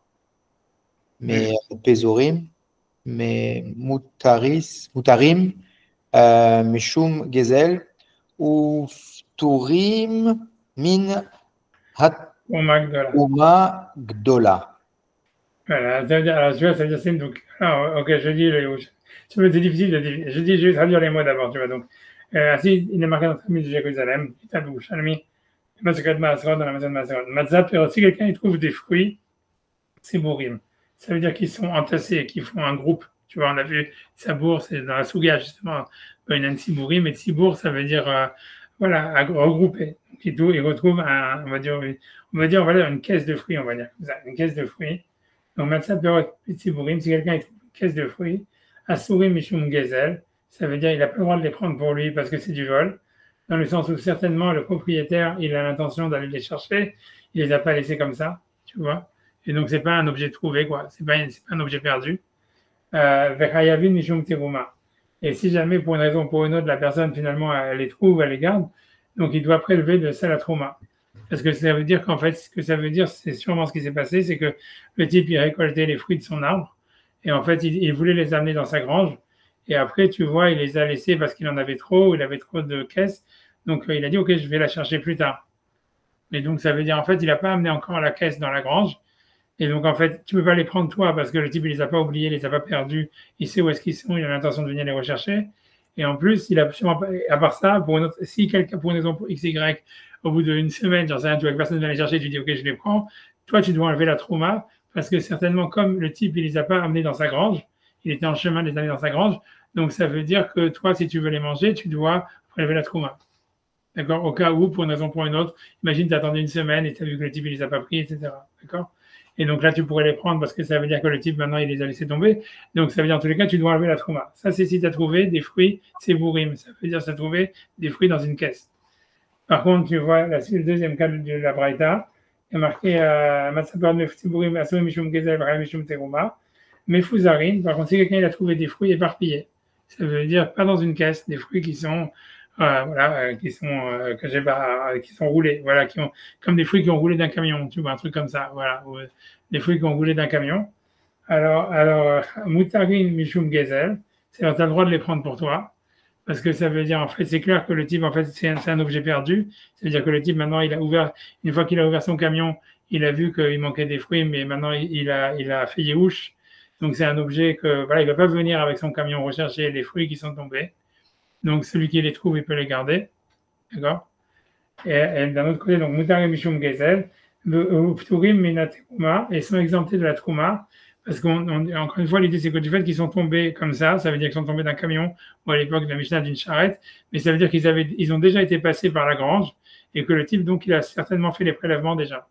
Donc, non seulement tu peux les prendre pour toi, mais en plus, tu vois, ça veut dire que tu n'es pas obligé d'enlever la Trouma si tu veux les manger. Parce que le propriétaire, tu vois, il a dû sûrement déjà enlever les prélèvements. Et Tosfot, il ramène, c'est ce que le Talmud Yerushalmi continue, il dit Shei Efshar le Goren, tu vois, donc ça, il n'a pas lu Sacha, mais tu veux lire Shei Efshar le Goren. שאי אפשר לגורן, שתייקר ערכה. אלא אם כן, נתחמה תחומה גדולה. C'est-à-dire que la raison, donc si jamais il y a des fruits qui tombent d'un camion, tu peux prendre donc les fruits et en plus tu n'as pas besoin d'enlever la trouma, c'est parce que c'est impossible, à l'époque de la Gemara, c'est impossible que quelqu'un il transporte le fruit de sa grange sans avoir déjà enlevé la terouma, puisque la trouma elle était prise dans la grange, on a une chazaka qui était toujours prise dans la grange. Donc c'est soit il a apporté le Talmud de Jérusalem pour apporter une preuve, comme quoi on voit qu'on a une chazaka forte, comme quoi tout fruit qui est sorti de la grange, on a déjà enlevé la trouma. Et le prélèvement il a été fait au point où si on les trouve, on peut les manger sans faire les prélèvements. Donc c'est pour ça que Rabban Gamliel, ici, il n'a pas donné la terouma au Kohen, parce qu'en fait, certainement, il avait déjà enlevé, il avait déjà prélevé, puisqu'on a une chazaka que les gens ils le faisaient dès le moment de la récolte. Donc voilà, donc si tu veux pour summarize, puisqu'on a fait Tosfot, mais c'est pour summarize juste la dernière partie de Tosfot qu'on vient de faire. Donc ça veut dire c'est quoi? C'est la question de Tosfot, c'était on voit que ici, donc encore une fois, Tosfot il a dit que l'histoire du bateau, c'était la mitzvah de Biur Maaser. Ce n'est pas le prélever le Maaser, c'est une mitzvah qui a lieu tous les 4 ans à la veille de Pessah, à la 4e année, l'année de la Shemitah, d'enlever les prélèvements de chez soi qu'on a en retard. Tous les 4 ans, il faut se mettre à jour, quoi. Et Tosfot il dit oui, mais a priori cette mitzvah, elle s'applique aussi à la trouma, comme on apprend du vegan. Et donc comment ça se fait que Rabban Gamliel il n'a pas donné la trouma à un Kohen? Ça, c'est la question de Tosfot. La réponse de Tosfot, donc Tosfot, il dit, après, au début, Tosfot, il a amené un Talmud, on a vu l'Agma dans Yevamot qui semble dire qu'il n'y a pas de mitzvah de Biour, l'Agma qui est en face de vous, si jamais sur la Trouma. Et ça serait juste, au début, Tosfot, il pensait, et c'est justifié, puisque quand on regarde dans le verset de la Torah, on ne nous parle pas du don qui est fait au Kohen, on nous parle simplement de la mitzvah de Biour. Dans le texte qu'on avait lu tout au début, que dans le texte de la Torah, ce qu'on nous parle, c'est du don qui est fait au Lévi, à l'orphelin et à la veuve, mais pas au Kohen. Donc, ça veut dire en fait que la mitzvah de Biour, elle ne s'applique pas à la Trouma, ce qui expliquerait pourquoi Rabban Gamliel n'a pas donné ici la Trouma au Kohen. Ça, c'est ce que Tosfot voulait dire au début, mais après, Tosfot dit non, on voit qu'il y a une Mishnah qui dit clairement que la mitzvah de Biour, elle s'applique à la Trouma aussi. On apprend du Vegam, qui est en plus, le mot est encore, donc on apprend que la mitzvah de Biour, elle est sur la Trouma, donc même sur les dons qui sont faits au Kohen, comme les Bikurim et la Trouma. Et Tosfot dit, ok, donc si c'est ainsi, alors pourquoi, comment expliquer la Gemara dans Yevamot qui dit qu'il n'y a pas de mitzvah de Biour encore une fois, sur la Terouma? C'est parce qu'en fait, ce qu'il veut dire, c'est que là-bas, le Talmud la Gemara, elle veut dire autre chose. Elle veut dire que dans les Bikurim et le Maaser Sheni, comme il faut les manger à Jérusalem, donc la mitzvah de Biour, elle se fait la veille de Pessah en les détruisant puisqu'on n'a plus le temps d'aller à Jérusalem, alors que la mitzvah de Biour pour la Trouma, c'est de le donner au Kohen. Donc dans tous les cas, grosso modo, après toute cette, si tu fais tout ce petit machin-là, quoi, de soit il arrive en fait que la mitzvah de Biour Maaser qui a lieu tous les 4 ans, elle s'applique aussi à la Trouma, soit d'ordre rabbinique, soit de la Torah, soit il ne sait pas parce qu'on apprend du Vegam. Donc ça, la question elle revient ici, pourquoi est-ce que Rabban Gamliel il n'a pas donné la Trouma au Kohen? Ça c'est la question. La réponse de Tosfot, c'est de dire, en fait, non, la trouma, on l'a donnée toujours sur place au moment de la récolte. La preuve, on voit que si quelqu'un trouve des fruits qui sont tombés du camion, on peut les manger sans prélever la trouma, parce qu'on peut avoir une chazaka que le prélèvement a déjà eu lieu au moment où c'était dans la grange.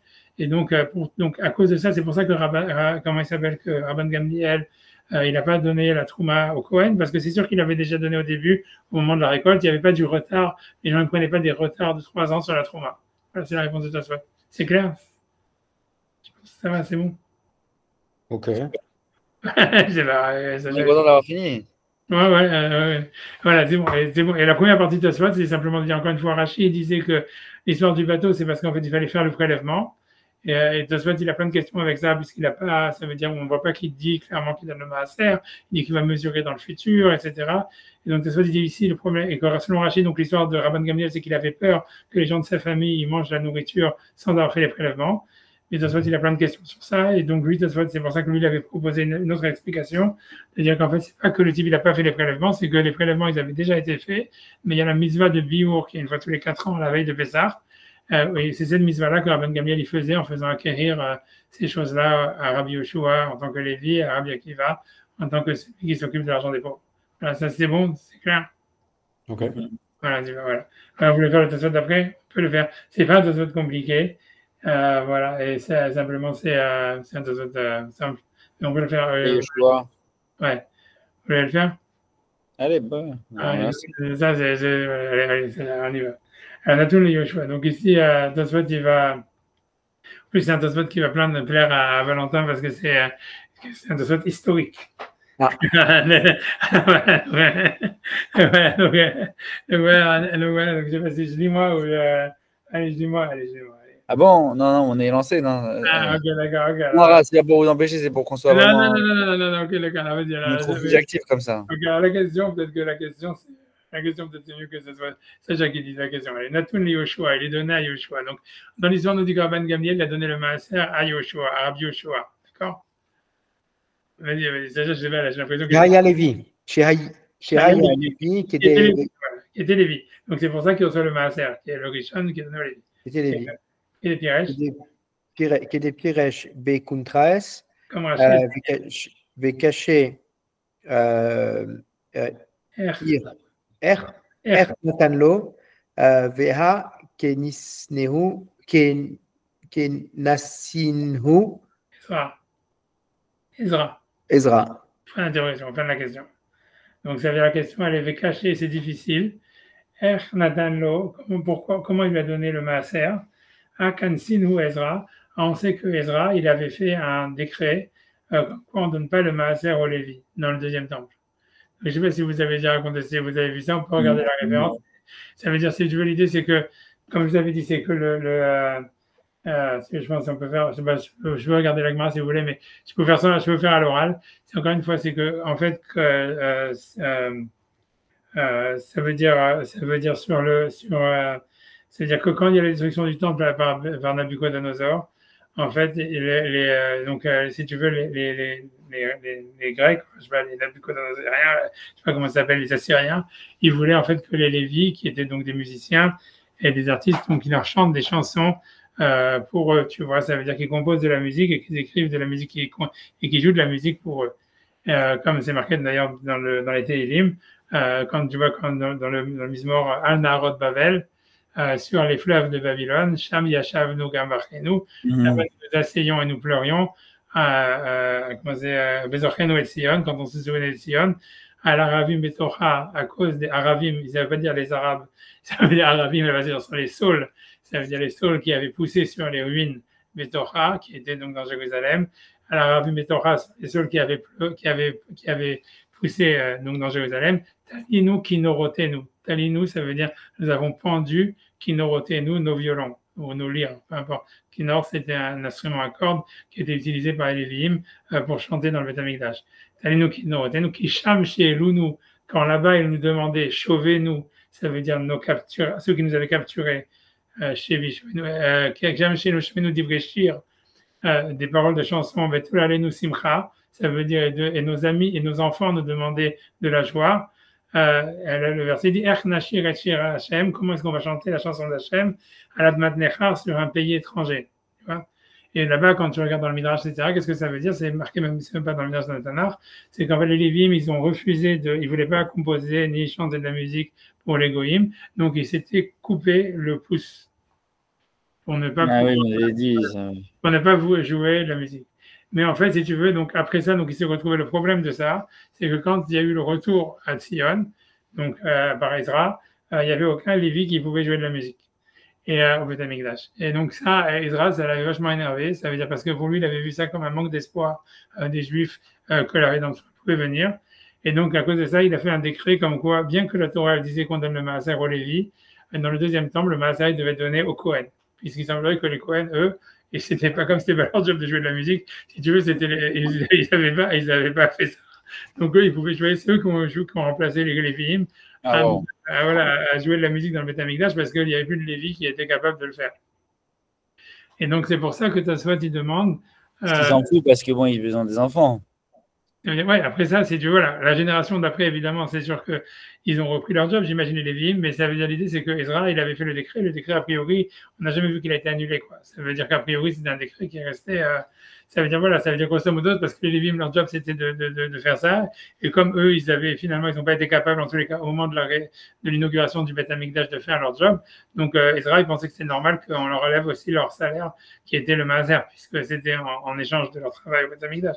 Ça n'a pas fait de révolte, ça. Hein. Non, ça n'a pas fait de révolte, j'en sais rien. Prennent tous les pouvoirs. Voilà, j'en sais rien. Mais en tous les cas, le truc, c'est ça. Donc la question de Tosfot, c'est ça. C'est comment est-ce que ça se fait que Rabban Gamliel, il donne le Maaser à Rabbi Yoshua qui est Lévi, alors que normalement, Ezra, il avait fait un knas qu'on ne donne plus le Maaser au Lévi, mais on donne au Kohen. Ça, c'est la question de Tosfot. Et c'est quoi un knas? Parce qu'on en a toujours vu que c'était une amende, mais c'était quoi? Oui, c'est un décret, c'est la même chose. Ben, c'est une amende, ça veut dire. Puisqu'en fait, il n'allait pas contre la mitzvah de la Torah, puisque les Kohanim, ils sont Lévi aussi. Donc, si tu veux, c'était pas, parce que tu peux dire comment est-ce que Israël peut avoir changé une mitzvah de la Torah, alors que la Torah elle dit que le Maaser il va au Lévi et pas au Kohen. Non, l'idée c'est que là, ce n'est qu'un knas parce qu'en fait, les Kohanim, ils sont Lévi, ils sont des descendants de Lévi, donc ils sont Lévi aussi, donc ils pouvaient avoir le Maaser. Sauf que à l'époque de Moshe, etc., on avait dit comme ils reçoivent déjà la Trouma et plein d'autres choses.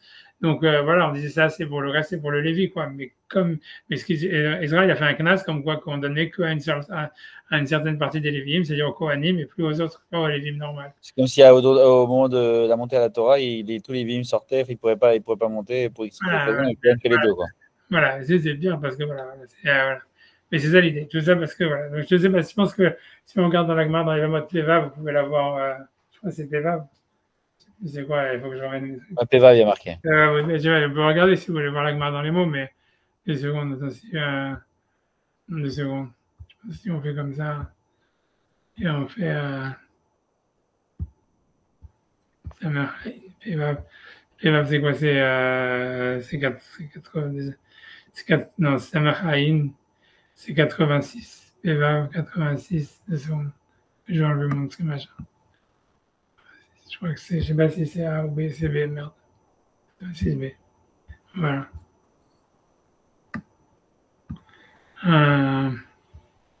Tu vois, voilà, c'est avec les quoi nous sommes les Lévi'im.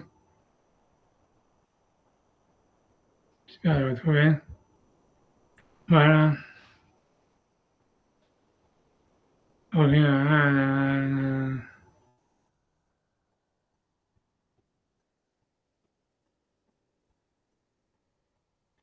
Mais j'ai pas envie de, tu vois ce que lui dit, tu vois, ça veut dire.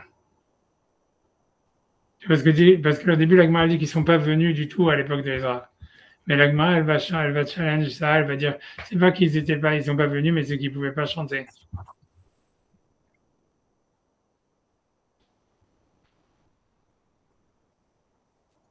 Ouais, j'ai pas envie d'entrer là, j'ai pas envie d'entrer dans l'Agma parce que tu vois, c'est compliqué toute l'histoire. En tout cas, donc croyez-moi sur parole, on va dire. Ok. Et bref, en tout cas, donc ça c'est la question de Tosfot. La question de Tosfot, c'est de dire en fait, c'est de dire voilà, pourquoi est-ce qu'il a donné à Yoshua, qui était Lévi, alors qu'à l'époque d'Ezra, ils avaient fait un décret comme quoi le Maaser a été donné au Kohanim. Voilà. Alors, tu veux, je mets quand même dans la réponse, Veyesh Lomar. Veyesh Lomar. Veyesh Lomar, ça va aller. Knas. À l'eau Kanas. L'ENM. Ça? Ouais, le Kanas Anim, ça veut dire que le Knas ne s'appliquait pas aux Lévim qui étaient pauvres. C'est parce qu'en fait, l'idée, c'est qu'en plus de ça, c'est ce que la Gemara explique, là-bas, c'est que les Lévim, beaucoup n'étaient pas rentrés parce qu'ils avaient fait plein d'argent en Babylonie. Et donc, ceux qui étaient, en fait, qui n'avaient pas les doigts coupés, eux, ils étaient restés en Babylonie. Donc, en fait, grosso modo, c'était pour ces deux raisons, quoi, en fait, si tu veux, que Israël avait fait le Knas. Et donc, il dit que les pauvres, qu'ils n'avaient pas d'argent, alors ils avaient le droit de prendre le Maaser. Et il veut dire que Rabbi Yoshua, il était pauvre.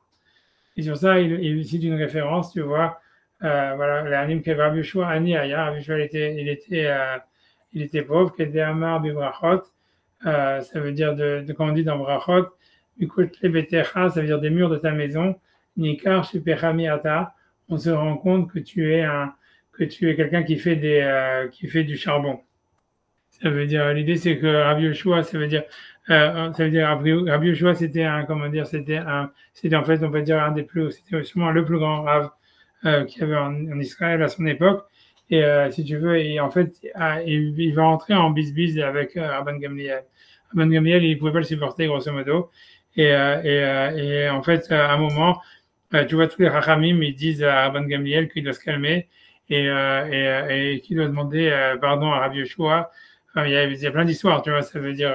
Et donc Rabban Gamliel, qui était le Nassi en Israël, donc il va se rendre chez Rabbi Yoshua pour lui demander Mechila. Et quand il arrive chez lui, il est choqué de voir que sa maison elle est toute noire.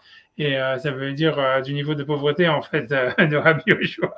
Et donc, c'est pour ça qu'il lui dit, des murs de ta maison, on voit que toute ta parnassa vient simplement que tu fais des charbons, tu vois. Et Rabban Gamliel lui dit oui, que, en fait, Rabbi Yoshua, il lui répond là-bas, il lui dit oui, que Rabban Gamliel n'est pas conscient de la difficulté de la parnassa pour les Juifs, quoi. Parce que si Rabban Gamliel, lui, il était le Nassi, il vivait comme on voit, il a plein de récoltes, plein de machins, etc. Mais, en tout cas, ça, c'est l'histoire là-bas, tu vois, c'est ce que la Gemara dans Brachot, elle raconte. Etc. Et que, bref, mais en tous les cas, ce que ça se passe ici de cette histoire-là, c'est qu'on voit que Rabbi Yoshua, elle était pauvre. Donc, en fait, c'est pour ça, en fait, ce qui veut dire, c'est pour répondre à sa question que pourquoi, en fait, Rabbi Yoshua, donc, on a donné le maaser à Rabbi Yoshua, alors que normalement, il y avait eu un knas de l'époque de Ezra, que dans le deuxième temple, on donnait le maaser au Kohanim, au Lévim. Donc, il y a une première réponse, ça serait de dire que quand un Lévi était pauvre, alors on pouvait lui donner le maaser. Et donc, comment dire, Rabbi Yoshua, il était pauvre. Comme on voit dans la Gemara d'Ambrachot, que Rabban Gamliel, quand il va visiter la maison de Rabbi Yoshua, ça veut dire il est saisi en disant, voilà, de la pauvreté. Là-bas, il est marqué, Mikot le Betecha, ça veut dire des murs de ta maison, Nikar Shipecha Miata, que, en fait, tu fais des charbons. L'idée, ça voulait dire, a priori, selon Rashi, que c'était ça la seule chose qu'il arrivait à faire comme Parnassa. C'était comme, tu vois, comme il y a la chanson, là, je sais pas si vous connaissez la chanson des vendeuses d'allumettes, ça, je pense que ça, même, alors, non seulement c'est trop jeune pour Sacha et tout ça, il y a une chanson vraiment, même que ça, c'est pas de mon époque, c'est de l'époque de ma mère, où il y a une chanson qui parle d'une vendeuse d'allumettes, qui allume des allumettes, etc. Et puis à la fin, pour se réchauffer, et puis à la fin, elle boule. Ah, c'est la petite fille aux allumettes, ça, c'est un conte.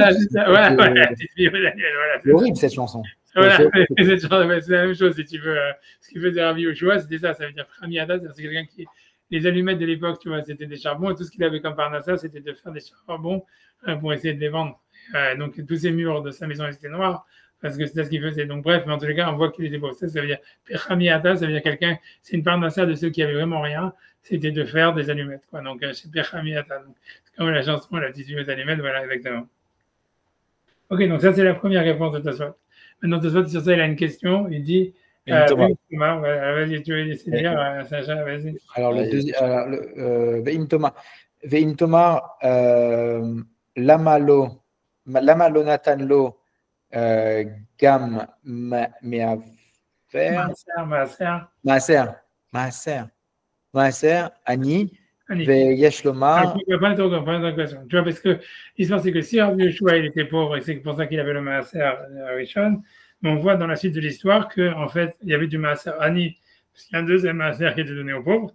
Et ça, ce Maaser-là, Rabban Gamliel, il le donne à Rabbi Akiva pour que lui, puisque Rabbi Akiva, c'était le trésorier des pauvres. C'est le trésorier de la caisse qu'on donne aux pauvres. Donc, en fait, il donne à Rabbi Akiva. Donc, la question est si Rabbi Yoshua, il était dans le bateau et qu'il était pauvre, alors pourquoi est-ce que Rabban Gamliel ne lui a pas donné aussi le Maaser Ani plutôt que de donner à Rabbi Akiva, qui est le Gisbar d'Anim, ça aurait été plus simple, tu vois. Rabbi Yoshua ben Levi, c'est celui c'est le maître de Rabbi Akiva. C'est pas Rabbi Yoshua ben Levi, c'est Rabbi Yoshua ben Hanania.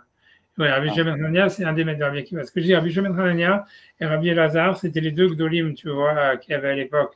Au niveau, tu vois, ça veut dire de grandeur dans la Torah, c'était eux les deux plus grands rabbanim.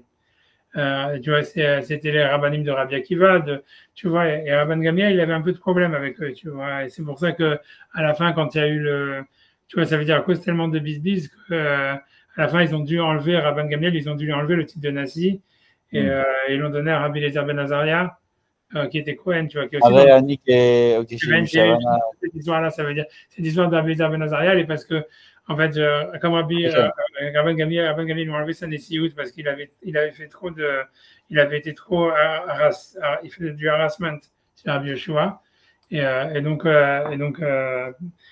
ils ont donné la Nessiout à Rabbi Eliezer ben Azaria. Après, ils l'ont revenu et ils ont demandé à Rabban Gamliel de demander des excuses à Rabbi Yoshua. C'est là où est-ce qu'il va le voir dans sa maison pour demander des excuses. Et donc, à ce moment-là, il partage la Nessiout avec Rabbi Eliezer ben Azaria, où il y avait 2 Shabbats sur 3, c'était Rabban Gamliel, et un Shabbat, une semaine sur 3, c'était Rabbi Eliezer ben Azaria qui était Nassi. Voilà, tu vois. Mais grosso modo, Comment ça vous pouvez tolérer que Rabbi Eliezer ben Azaria soit Nassi s'il était Cohen? Comment c'était possible? Non, c'est pas un problème. Les Afghans, ils ont choisi parce qu'il était Cohen, parce qu'ils avaient besoin, ils avaient peur que Rabban Gamliel, il maudisse celui qui lui prenne sa place. Parce que tu vois, Rabban Gamliel, lui, c'était le Nassi, c'était descendant de David Amelech, etc. Donc lui, si tu veux, c'était un job qu'il avait de génération en génération. Mais là, si tu veux, le problème, c'est que, si tu veux, c'est qu'il y avait un problème. Je sais pas comment t'expliquer. Le problème, c'est simplement, c'est que Rabbi Yoshua, lui, c'était, si tu veux, le gadol hador de la génération. Et en fait, sur plein de décisions halachiques, il n'était pas d'accord avec Rabban Gamliel. Et Rabban Gamliel, si tu veux, c'était pas, c'était rare, tu vois. C'est-à-dire qu'en général, si tu veux, le gadol hador, si tu veux, grosso modo, je sais pas comment ça s'est passé, mais si tu veux, en général, on s'arrangeait parce que le gadol hador, si tu veux, il était le tuteur du Nassi. Ça veut dire, grosso modo, par exemple, tu vois, je peux donner un exemple, tu vois, le plus simple, c'est par exemple quand Rabbi Yehuda Nassi, par exemple, le gadol hador à l'époque de Rabban Gamliel, par exemple, je crois, c'était Rabbi Ishmael. Donc, tu vois, Rabbi Ishmael, lui, en fait, qu'est-ce qu'il fait, Rabban Gamliel? Il prend Rabbi Ishmael et il dit, toi, tu vas éduquer mon fils, Rabbi, tu vois, Rabbi Yehuda Nassi. Donc, quand Rabbi Yehuda Nassi, quand Rabban Gamliel il meurt, tu vois, Rabbi Yehuda Nassi, c'est l'élève de Rabbi Ishmael. Et donc, en fait, si tu veux, il n'y a pas de divergence halachique entre les deux. Si tu veux, puisqu'à chaque fois qu'il a un problème, ici, il va demander à Rabbi Ishmael, c'est son rab, et puis voilà. Et donc, c'était toujours comme ça. Je ne sais pas pour quelle raison, tu vois, Rabbi Yoshua, je pense qu'en fait, ça doit être marqué pourquoi. Mais ça veut dire que Rabbi Yoshua, ce n'était pas le rab de Rabban Gamliel. Et donc, en fait, j'imagine parce que le Rav de Rabban Gamliel, peut-être qu'il est mort jeune, ou il est mort, tu vois, il y avait quelqu'un d'autre qui était au-dessus de Rabbi Yoshua, je ne sais pas c'est quoi l'histoire, mais ça s'est retrouvé que Rabbi Yoshua, c'est lui le Rosh Beddin et tout ça, et c'est lui le Gadol Hador, et Rabban Gamliel, c'était pas son Rav. Donc, en fait, lui, il avait des autres traditions à plein de niveaux d'Alachot, par exemple, pour savoir quel jour c'était Rosh Chodesh, plein de problèmes. Et donc, en fait, si tu veux, Rabban Gamliel, lui, il n'avait pas assez de connaissances pour répondre aux arguments de Rabbi Yoshua. Donc, quand il y avait des discussions dans le Beddin, lui, il voulait pas, malgré tout, ça veut dire, il était intransigeant parce que lui, en fait, il avait sa massorette qu'il avait de ses parents, qu'il se sentait responsable en tant que Nassi de garder. Donc, en fait, la seule manière qu'il avait, quand Rabbi Yoshua donnait un avis, de le contredire, c'était en fait de l'insulter, tu vois, de lui faire la honte, des choses comme ça, tu vois, d'utiliser la violence, quoi, grosso modo, la coercition, si tu veux. Et à un moment, tu vois, les rabbinim, ils ont pensé, ils pouvaient pas rester dans le tribunal, dans le Sanhedrin, tant que ça se passait, parce que pour eux, c'était un manque de respect par rapport à Yeshua. Et donc, ils ont fait la grève, quoi, grosso modo. Et ils ont dit, tu vois, on ne peut pas supporter ça. Mais donc, ils ne savaient pas quoi faire. Donc, ils ont dit, OK, donc, comme eux, ils étaient la majorité, le Sanhedrin, c'est eux qui décident qui était le chef. Donc, ils pouvaient décider. Donc, ils ont dit, mais tu vois, c'était impossible parce que depuis des générations et des générations, c'est jamais arrivé qu'on va prendre le descendant de David Amelech, qui est le Nassi en chef, et qu'on va le déposer, tu vois, qu'on va faire une impeachment. Mais ils l'ont fait, tu vois. Parce d'abord, ils ont fait des warnings, ça n'a pas marché, et ils ont fait. Et donc, après ça, tu vois, ils ont dit, mais qui on va mettre à la place, tu vois, puisque ça veut dire, parce qu'ils avaient surtout peur que Rabban Gamliel, tu vois, il avait plein de routes à vote parce que ça descend de David Amelech, etc. Et le type qui allait être mis à la place, il pensait qu'il n'allait pas tenir longtemps, qu'il allait mourir, tu vois. Et donc, le seul qui, ça veut dire, au début, ils ont voulu mettre Rabbi Akiva, mais ils ont dit non, mais Rabbi Akiva, lui, il n'a pas de route à vote parce que il vient de famille de convertis, etc. Si jamais il reçoit une malédiction, il va mourir.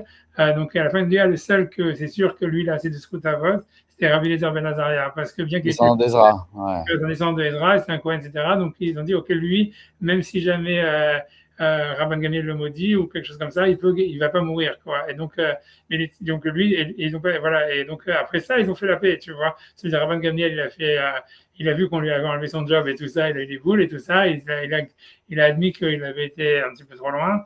Et donc voilà, il est parti chez Rabbi Yoshua pour demander des excuses.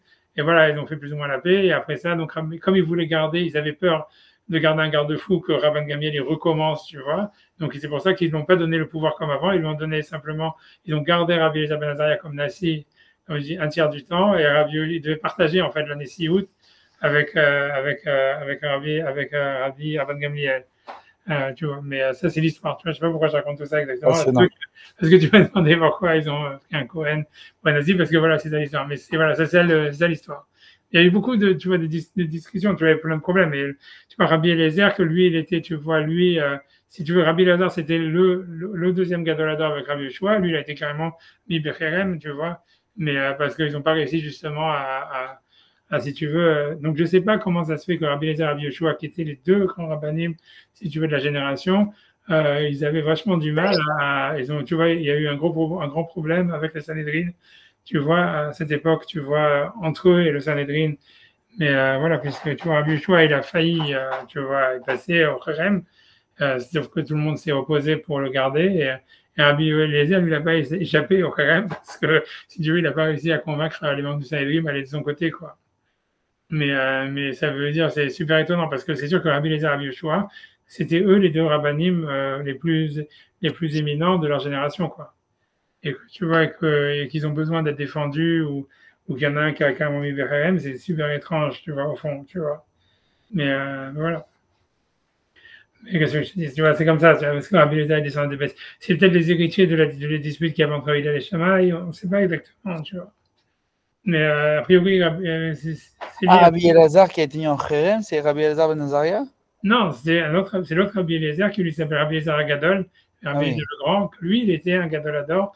Les deux Gadolador, les deux de la génération, que tout le monde c'est leurs élèves. Tu vois, Rabbi Akiva, c'est un élève de Rabbi Eliezer, de Rabbi Elazar. À tous les Tanaïm, Rabbi Eliezer ben Azaria, c'est un élève de Rabbi Elazar. Tout ce Rabbi Eliezer qui a été mis en Kherem, c'était en fait tout ça, c'était ses élèves à lui, quoi. C'est des élèves à lui qui l'ont mis en Kherem. Je sais pas si tu vois le truc, tu vois. C'est ses élèves à lui qui l'ont mis en Kherem. Et c'est quoi, c'est à cause du four? Ouais, à cause du four, tu vois, cette histoire. Mais ça veut dire, a priori, c'est que, tu vois, mais tu vois bien que c'était des histoires, parce que Rabbi Eliezer et Rabbi Yoshua, ils étaient ensemble, tu vois, c'était Chavruta, c'était comme les deux Gdolim, tu vois. Rabbi Yoshua, il a eu des problèmes, mais lui, il a réussi, si tu veux, à récupérer tu vois, les Chachamim, tu vois, du Sanhedrin, ils l'ont défendu. Rabbi Eliezer, on a l'impression que tu vois moins, tu vois, et au contraire, tu vois. Et, mais on ne sait pas, tu vois, c'est très étrange, tu vois, c'est bizarre, c'est jamais arrivé avant que, si tu veux, le Sanhedrin, il va s'opposer avec les rabbinim de la génération d'avant, tu vois. Et, c'est lié à tout ce qui se passe avec Yavne, machin. c'est possible, je sais pas, j'ai encore une fois. Comparaison avec les Romains. En tout cas, tu vois, ça, c'est ce Rabbi Yoshua là. Ça, c'est Rabbi Yoshua, et tu vois que finalement, tu vois, donc il a été réintégré, mais qui était le Gadolador, tu vois, qui n'avait pas de Barnassa et compagnie. Et donc, en tout cas, la question de ça, c'est s'il était pauvre, pourquoi est-ce que Rabban Gamliel, pour revenir à notre histoire, c'est pourquoi est-ce que Rabban Gamliel n'a pas donné le Maaser Ani et qu'il a donné le Maaser Ani à Rabbi Akiva, qui était lui le Gabaï des pauvres. Ok, donc sur ça, Tassot, il va donner une réponse. Il dit Veyesh Lomar. Ok. ויש לומר, לפי שהיה שרוצה ליתן להרבה עניים כדי אמרינן בעירובין, parce qu'en fait, comme il voulait donner à beaucoup de pauvres, comme c'est marqué dans Hérouvine, הנותן מתנותיו לכהן אחד, Mevi rêve l'olam. Celui qui donne son argent à un seul cadeau, un seul Cohen, il apporte la fin dans le monde. La famine dans le monde. L'idée, c'est que tu vois, on dit que normalement, quand quelqu'un donne la tzedaka, il ne faut pas donner, d'après cette Gemara, il y a un lien dans tous les cas, de ne pas donner tout son maaser ou toute sa tzedaka à une seule personne. C'est de donner, tu vois, plusieurs causes, tu vois. Et c'est parce que la Gemara dit celui qui donne tout c'est toujours ses matanotes à un seul Cohen, il amène la famine dans le monde. Je ne sais pas pourquoi, qu'est-ce que ça veut dire. Hein. Je ne sais pas, on peut regarder la Gemara là-bas, mais ça veut dire l'idée, on peut regarder, mais je ne sais plus pourquoi la Gemara dit ça. On peut regarder, hein, si vous voulez. Je pense qu'il y a, c'est quoi, c'est Egovin, c'est Mère Gimel, dans modèle. Ouais, j'espère avoir plus de chance avec cette référence qu'avec l'autre référence qui était un petit peu trop compliquée. Mais je pense que là-bas, 2 secondes, ça va être rapide. Je pense que Rachid va donner une réponse, une explication là-bas.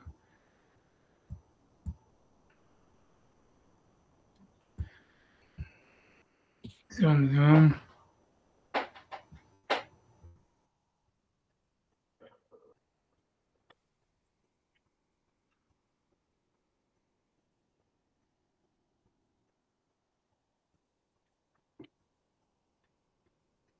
C'est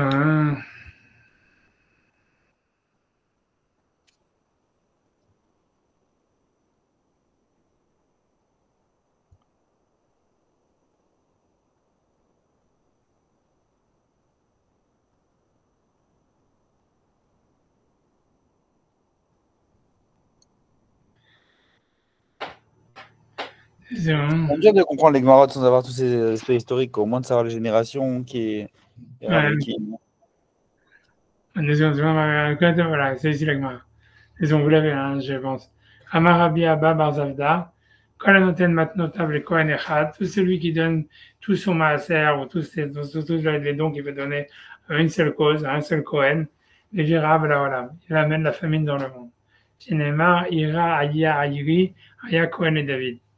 Parce que ça veut dire qu'il y a marqué que David, lui, au début, il donnait tout son maaser à un seul Kohen, qui s'appelait Ira Ayari, qui était plus ou moins son rab. Les David ou la Gemara demande les David ou des Ava Kohen les Kula al-Malo. Est-ce que c'était le Kohen de David ou c'était pas le Kohen général de tout le peuple d'Israël? C'est un Kohen normal. Et là, il y a Meshagal ou Metnotav. Mais ça veut dire que voilà, David, il donnait tout son maaser à ce Ira Ayari. Au Ktuvatre, et ensuite il y a marqué juste après, Vayira Bimé David, il y a eu la famine à l'époque de David. Donc maintenant, je ne sais pas c'est quoi la raison. Ça c'est la source. Je sais pas, on peut regarder Rachid 2 secondes. Ce que Rachid veut dire. Quand vous dites Halakha Lemaaseh que c'est une cause aujourd'hui, si c'est une cause qui distribue à plusieurs personnes. Voilà, c'est ça l'histoire, mais ça revient même. Tu vois, mais l'idée, c'est qu'a priori, il faut, tu vois, c'est une question qu'il faut diversifier. Maintenant, je ne sais pas c'est quoi la raison, la logique derrière. Tu vois, je ne sais pas s'il donne personne de il n'a pas l'air de dire une raison non plus. Je sais pas, l'agma, on n'a pas l'air, tu vois.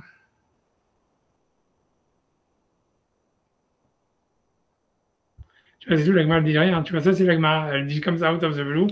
Elle donne pas de raison, tu vois. Je me rappelle que j'avais vu des commentateurs qui disaient une raison. Mais Rachid dit rien, je suis étonné, mais j'imagine. Je vais essayer de regarder le marché à 2 secondes. David Ayakouen ou quoi, hein?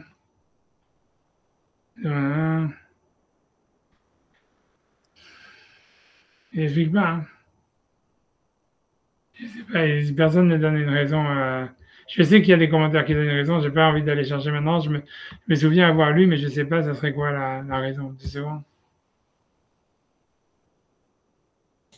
Je me dis que le Rambam, il n'a pas ramené.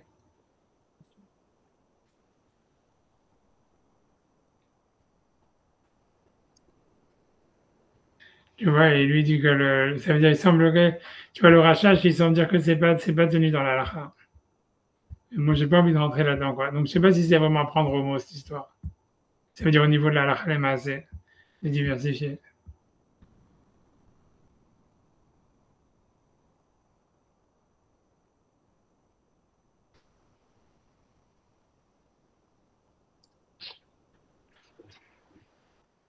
Tu vois, ça veut dire, voilà, si le marché il dit que c'est, tu vois, c'est pas, voilà, on va donner, ça veut dire l'idée, voilà, ça veut dire, ok, dans le marché, ça partie c'est très riche, en fait. C'est ce que je veux dire. Si vous voulez, est-ce que vous voulez, tu vois, je vais lire simplement cette ligne du marché. Ça veut dire, il dit,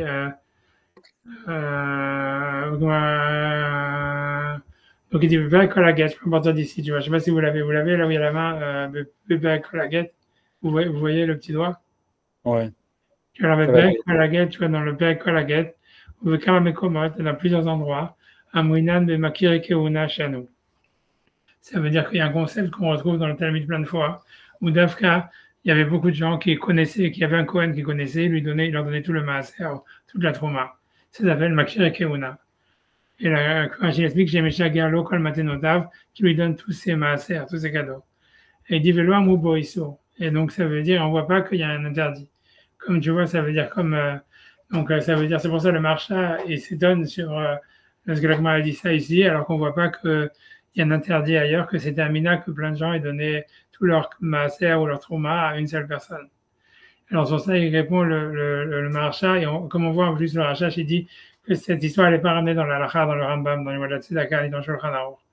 Alors, c'est pourquoi c'est pas ramené.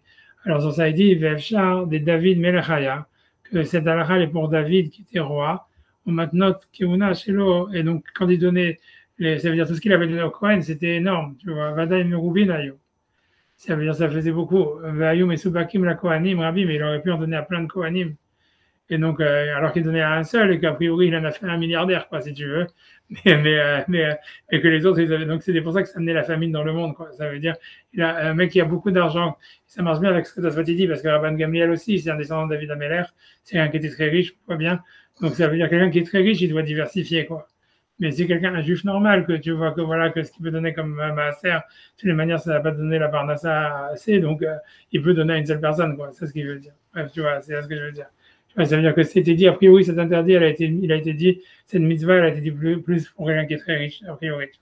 Je ne vais pas entrer, mais en tout cas, l'Agmara, c'est ce qu'il dit ici, tu vois. Maintenant, que Nashelo Vanaim et Gobi Ayou, mais c'est Bakim les Kohanim Rabim. Tu vois, au milieu, quand la note de Matnota, mais le langage de l'Agmara qui dit tout celui qui fait ça, Mashmat de Barim Nami Aire, on a l'impression que c'est une loi générale, Vekal Avin, et c'est facile à comprendre. Donc, a priori, c'est pas clair, tu vois, ça veut dire, en tout cas, l'Agmara, elle existe. Normalement, il faut diversifier, si tu veux, ça veut dire c'est dons. Et donc, c'est pour ça que Rabban Gamliel, bien que Rabbi Yoshua, il était pauvre, il a donné le maaser à Rabbi Yoshua, mais le deuxième maaser, il voulait le donner à Rabbi Akiva, qui était celui qui était le préposé à la Tzedaka, parce qu'il voulait diversifier ses dons, comme on voit avec la Gemara, qu'il apprend de David Ameller, qui est donné au début tous ses dons à un seul Kohen, et que par la suite, ça a amené la famine dans le monde. D'accord? C'est bon? Et même si on dit comme le marcha, il veut dire que ça s'applique qu'aux très riches, en tout cas, Ben Gamliel était très riche, donc ça ne remet pas en cause la réponse de Tosfot. C'est clair? C'est bon? Ok, j'avance. Une amie, donc une amie. Alors, c'est quand veut dire le une amie? Allez. Allez, dans le Sajaf, c'est le nouveau Sajaf. Une amie. Deuxième réponse de Tosfot. Une amie. Seconde. Inami. Attendez. C'est une amie, c'est en fait, c'est dans les lignes de Tosfot, si tu prends à partir des grandes lignes, c'est 2, 4, 6e ligne de Tosfot vers le milieu de la ligne. La ligne qui commence par la Kohen Echad. Mais là, voilà. Inami. Il est là. Inami. Inami, Hayalo, les Rabbi Yoshua, mais Matis, Zouz, les Firach, Lo, Lakar. Maasar. Ani, Ve, Mimkom Makom, Haya Yechol, Likach, mais Ever, mais non, Maaser, Rishon, Betorat, Aniut, Oil, Velo, Haya, Ashir, Vehaya, Mitparnes, Bedorak. Ouais, donc il veut dire, lui veut dire, donc tu vas lui dire, ce qu'il veut dire, je veux dire en deux mots, je dis à l'oral, je dis ce que ça veut dire, il veut dire en fait, c'est que le niveau qu'il faut pour recevoir le Maaserani, le niveau de pauvreté, c'est un niveau plus haut de pauvreté que celui qui va prendre le Maaser Rishon en tant que Lévi. Ça veut dire qu'il veut dire que quand on dit que Ezra, il n'a pas fait le décret pour, en enlevant le Maaser Rishon des Lévi'im quand ils étaient pauvres, ça veut dire que c'est pas la même chose dans la misère totale. Ça veut dire, même s'il est mis de Parnes Bedorak, ça veut dire qu'il a une Parnassa, mais c'est difficile, comme on voit ici, celui qui faisait les allumettes, que ça s'appelle avoir une Parnassa Bedorak. Alors ça, ok, c'est assez pour prendre le Maaser Rishon, le Maaser en tant que Lévi, puisqu'il était Lévi. Mais pour prendre le Maaser des pauvres, ça, il faut ne pas avoir plus que Mata Imzouz. que Matayim Zouz, ça veut dire de quoi manger, on va dire, pendant un mois, on va dire. Et donc, si quelqu'un, en fait, il a de quoi manger pendant un mois, déjà, en fait, il ne peut pas prendre le Maaser Ani. Donc, il veut dire que Rabbi Yoshua, il faisait partie, il était assez pauvre, si tu veux, pour prendre le Maaser Rishon en tant que Lévi qui est pauvre, mais pas assez pauvre pour prendre le Maaser Ani en tant que Ani, parce que un Ani, pour prendre le Maaser Ani, il faut qu'il ait même pas Matayim Zouz, qui a en fait de quoi manger pendant un mois ou deux, si mes souvenirs sont bons. D'accord? Donc, si tu veux, alors que là, voilà, donc, si tu veux, dans les mots, ça donne ça veut dire Inami, ici aussi, donc deuxième réponse, pourquoi est-ce que Rabban Gamliel n'a pas donné le Maaser Ani à Rabbi Yoshua? Ayalo le Rabbi Yoshua Matayim Zouz. Rabbi Yoshua, il avait Matayim Zouz, 200 Zouz. On me dit de quoi vivre pendant un mois. C'est pour ça qu'il ne peut pas prendre le Maaser Ani, puisque le Maaser Ani il est réservé aux pauvres qui sont vraiment dans la misère, qui n'ont même pas de quoi vivre pendant un mois. Ou Mikol Makom, Ayayachol Likar Maaser Rishon, malgré tout, Mikol Makom, de toutes les manières, Ayayachol, il pouvait Likar prendre Maaser Rishon, prendre le Maaser Rishon, mais Torah Taniyut, en tant que pauvre, ou il velo Ayachir, parce qu'il était quand même pas riche, Vayamit Parnes Bedochak, et il avait une Parnassa Bedochak, en faisant donc des allumettes, comme on a vu. Donc ça, c'est la deuxième réponse de Tosfot. C'est clair? Donc voilà, maintenant, donc première réponse de Tosfot, Rabban Gamliel voulait diversifier ses dons parce que c'est pas bien de donner tout son maaser à une seule personne, surtout quand on est riche. Deuxième réponse de Tosfot, c'est de dire Rabbi Yoshua, il était assez pauvre pour recevoir le maaser Rishon parce qu'il n'était pas riche et donc il n'était pas dans le décret que Ezra avait fait de le déposséder du maaser Rishon, mais il n'était pas assez pauvre pour prendre le maaser Ani, puisque le maaser Ani c'est réservé vraiment aux miséreux qui n'ont pas de quoi manger pendant un mois. D'accord? De réserve pendant un mois. C'est bon? Voilà, maintenant, la fin de Tosfot avant que Valentin tombe dans les pommes. Bien que j'ai bien fini, j'ai voulu faire le Tosfot d'après aussi, comme ça on finit. Enfin, déjà, on va finir déjà la dernière réponse. Ulman de Hamar, vas-y, Ulman de Hamar. Ulman de Hamar, Knasa, les Kohanim, Echalemema, des Aivle, Rabbi Akiva, de Hamar, Makme, Knasa, היה ללוי ולא לכהן, ולביתר כנסה היה אף לכהן. Voilà. Il y a une autre explication, donc il veut dire que c'est possible. Donc je dis ça à l'oral, ça veut dire que on peut dire qu'il y en a une explication. Rabbi Akiva, il explique que le knas qu'il a fait Ezra de pas donner le maaser au Kohen, ça ne voulait pas dire en fait qu'on donne que au Kohen. Ça veut dire avant on donnait pas le maaser au Kohen, et à partir du deuxième temple on donne le maaser au Kohen parce qu'eux ils sont revenus mais pas les Lévis. Mais le knas il n'était pas d'exclure les Léviim, c'était de dire on donne aussi au Kohen. Et donc c'est pour ça qu'il a pu donner à Rabbi Yoshua qui était Lévi. Ça veut dire que selon Rabbi Akiva, quand on dit que Ezra il a fait un knas dans le deuxième temple de donner le maaser à Rishon au Kohen, ça ne voulait pas dire on le donne que au Kohen, ça veut dire on donne aussi au Kohen. Et donc ça explique pourquoi est-ce qu'il pouvait le donner aussi au Lévi, puisque le Lévi n'a jamais été exclu du maaser Rishon, même à l'époque d'Ezra. C'est bon, c'est clair? Ouais. Ok, donc j'espère que c'est clair pour Sacha aussi. Voilà, je traduis ça, et après j'essaie de faire quand même le dernier Tosfot rapidement. Donc, je sais pas, je me dis, parce que je me dis, si jamais après, on va se retrouver avec cette Tosfot à faire. On va faire une histoire, ok. Alors, rien que je lis quand même ici la Gemara. Donc, Ulman de Hamar, selon l'opinion Knasa de Kohanim, qui disait que quand on dit que Knasa, que c'était un Knas pour les Kohanim, donc de donner le Maaser Rishon aux Kohanim, et Kale Memar, il a lieu de dire de Yahivla qui est Rabbi Akiva, qu'il a donné en suivant l'opinion de Rabbi Akiva, de Hamar, qui pensait, Mikeme Knasa, avant le Knas de Ezra, Ayala Lévi, Velo la Kohen. C'est-à-dire, pendant le premier temple, le Maaser Rishon, il était donné uniquement au Lévi et pas au Kohen. Ou le Vadar Knasa, et après le décret de Ezra dans le deuxième temple, Aya Afla Kohen, c'était aussi au Kohen, mais le Lévi n'avait jamais été exclu, même pendant le deuxième temple. C'est bon? Ok, dernier Tosfot. Je vais essayer de faire vite. Donc, on voit que, donc, ça veut dire que l'idée, c'est qu'il lui donnait, donc, il lui disait, il donnait à chacun le maaser ou la trouma en disant, et l'endroit, il lui est loué. D'accord? L'endroit où se trouve le maaser, il lui est loué.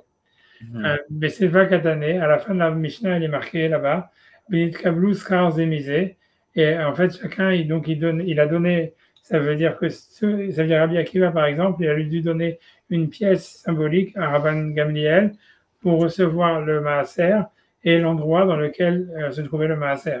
Et la même chose, Rabbi Yoshua. Donc, Nitkabluskar Zemizé, ça veut dire ils ont donné une pièce symbolique pour acquérir l'endroit où se trouvait le maaser. Voilà. Avec Théma. Et donc, ça va te poser une question. Il dit Velama lo ikna lo amakom bechalipin. Pourquoi est-ce qu'ils n'ont pas fait Kinyan Khalipin? Donc, sans avoir besoin de donner, voilà, sans avoir donné une pièce. J'imagine, tu vois, qu'est-ce qu'ils ont gagné à faire Khalipin? Pourquoi Kinyan Soudar, quoi? On aurait dit ça aurait été plus facile. Comme ça, les Kohen, ils n'ont pas besoin de donner même une pièce symbolique à Rabban Gamliel. Donc, il dit, donc pourquoi ils n'ont pas fait Kinyan Soudar? Mais Shema Skegut Anikna Khalipin. C'est possible qu'on ne peut pas faire Khalipin sur une location. C'est ce que ça veut dire, parce qu'on a vu qu'on peut acquérir un terrain en Khalipin, mais est-ce qu'on peut acquérir la location d'un appartement en Khalipin? Donc, ça veut dire peut-être que ça ne marche pas, et c'est pour ça qu'ils n'ont pas voulu le faire ici. Damar Atam, parce qu'on dit là-bas, Keshem Shakarka Nikna Bekesef Vishta Ochazaka, Nikna Bekhalipin. Damar Atam, parce qu'on dit Keshem Shakarka Nikna Bekesef Vishta Ochazaka, de la manière qu'un terrain, on peut l'acquérir avec Kesef Vishta Ochazaka, quand Skegut Karka Nikna Vishta Ochazaka. Aussi, la location d'un appartement ou d'une maison ou d'un endroit, ça peut être acquis avec Shtar, Kesef Shtar Chazaka, ou Khalipin Lokatane, mais il n'y a pas marqué Khalipin. Donc, c'est pour ça qu'on ne pourrait pas acquérir, en fait, la location d'un endroit avec Khalipin. C'est pour ça qu'ils n'ont pas fait Khalipin, mais qu'en fait, ils ont acquis la location de l'endroit avec une pièce. Voilà, alors, grosso modo, c'est-à-dire qu'on ne pourrait pas acquérir un terrain avec Khalipin, et on ne pourrait pas acquérir non plus la location d'un terrain avec Khalipin.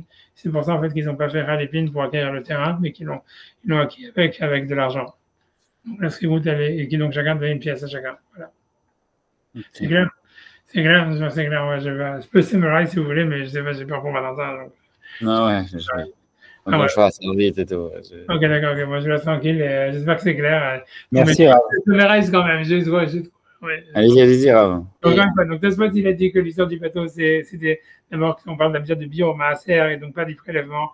Donc, ce qu'on a dit aujourd'hui, c'est que la méthode de biomaaser, elle s'applique aussi à la trouma, pas simplement au maaser qui est donné aux pauvres ou aux lévis, mais même à la trouma qui est donnée au Kohen.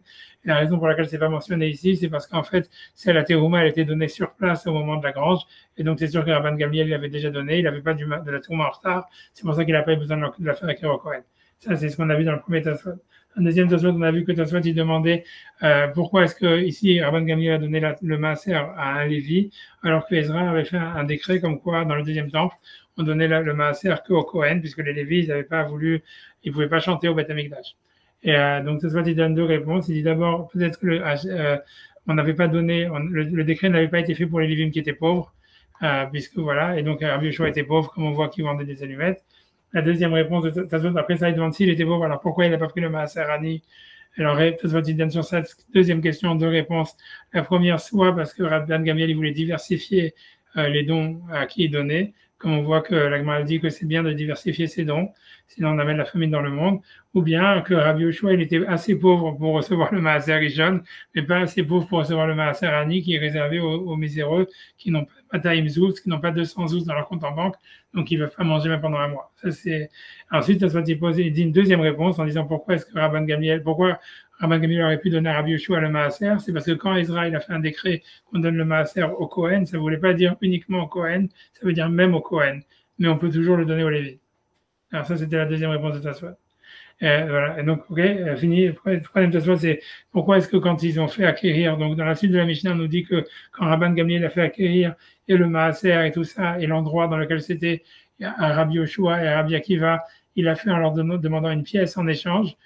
Pourquoi ils n'ont pas fait Kinyan Soudar? Donc là, Tosfot, il apprend qu'on ne peut pas faire acquérir la location d'un endroit ou à plus forte raison un terrain avec Kinyan Soudar, puisque un terrain ou la location d'un terrain elles peuvent être faites que par Kesef Shtar Chazaka. Voilà, on a fait.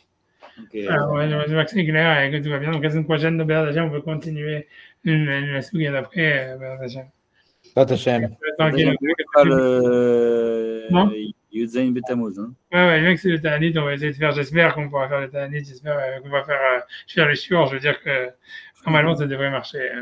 J'espère, grâce à Manjaro, mon nouveau médicament, je suis capable de supporter voilà. Mardi, je voyage, c'est possible peut-être plus jeudi soir, a priori. Ok, je vais essayer. Le truc, c'est que Ok, je vais voir. Ok, c'est un truc, pour moi, c'est pas ça le problème, c'est que si je fais jeudi, peut-être je ferai de la yeshiva, quoi. Donc, j'espère que ça sera une connexion Internet. Moi, je peux essayer de me joindre au cours de lundi. Non, vas-y, on fait jeudi, on va essayer jeudi. Je vais essayer. Le problème, c'est que jeudi, je sais pas à quelle heure je vais rentrer. Je rentre jeudi, mais j'espère que je vais rentrer. Ok, d'accord. Ok, si tu veux faire lundi, ben viens lundi. Moi, j'ai pas encore commencé à préparer le cours, donc j'en sais rien. Je sais pas encore qu'est-ce que je vais faire. Je vais commencer maintenant. Ah, mais bon, je sais pas à quelle heure vous avez. Ouais, non. Si, c'est bon, non, comme tu veux, comme tu veux, comme tu veux. Ouais, c'est comme tu veux. Mais c'est bien que tu me dises, si on fait un jeudi, pour moi, ça marcherait. Je pense que je suis pas sûr encore que je vais arriver à la yeshiva et même si on fait de la yeshiva, je pense que voilà, avec le téléphone, ça marche quoi. Le truc, c'est qu'on peut pas enregistrer. Ça, toi, ça. Qu'est-ce que c'est? Ça devrait marcher, j'espère. Au pire, je vais voir. Ça devrait marcher. Ça devrait marcher. D'accord? T'irais jeudi? Jeudi, quelle heure? La même heure que maintenant. Euh, C'est le 10. Ouais. Ok, donc on garde jeudi, on laisse dans le mardi. Peut-être je vais mardi la yeshiva. Je vais voir, je vais voir. Alors, vous voulez quand alors? Qu'est-ce qui vous arrange? On fait jeudi, puisque c'est Valentin dit jeudi, normalement, c'est bon, on va faire jeudi. Jeudi à 13h30. Ok, bah, j'ai 30. Attaché. Ah, ok, en tout cas, ça fait plaisir d'avoir l'équipe en complet pour une fois et j'espère que ça va continuer comme ça.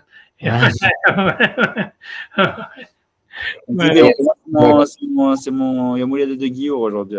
J'ai kiffé pouvoir étudier avec vous. Ah, ok, d'accord. Alors, l'électricité est revenue. Combien de temps elle est partie? L'électricité est revenue, ouais, on n'avait plus. Combien de temps c'était parti? Je sais pas, 2 heures, mais c'était même pas lié à la guerre, c'est juste qu'il y a eu un FC4 il y a eu plus d'électricité.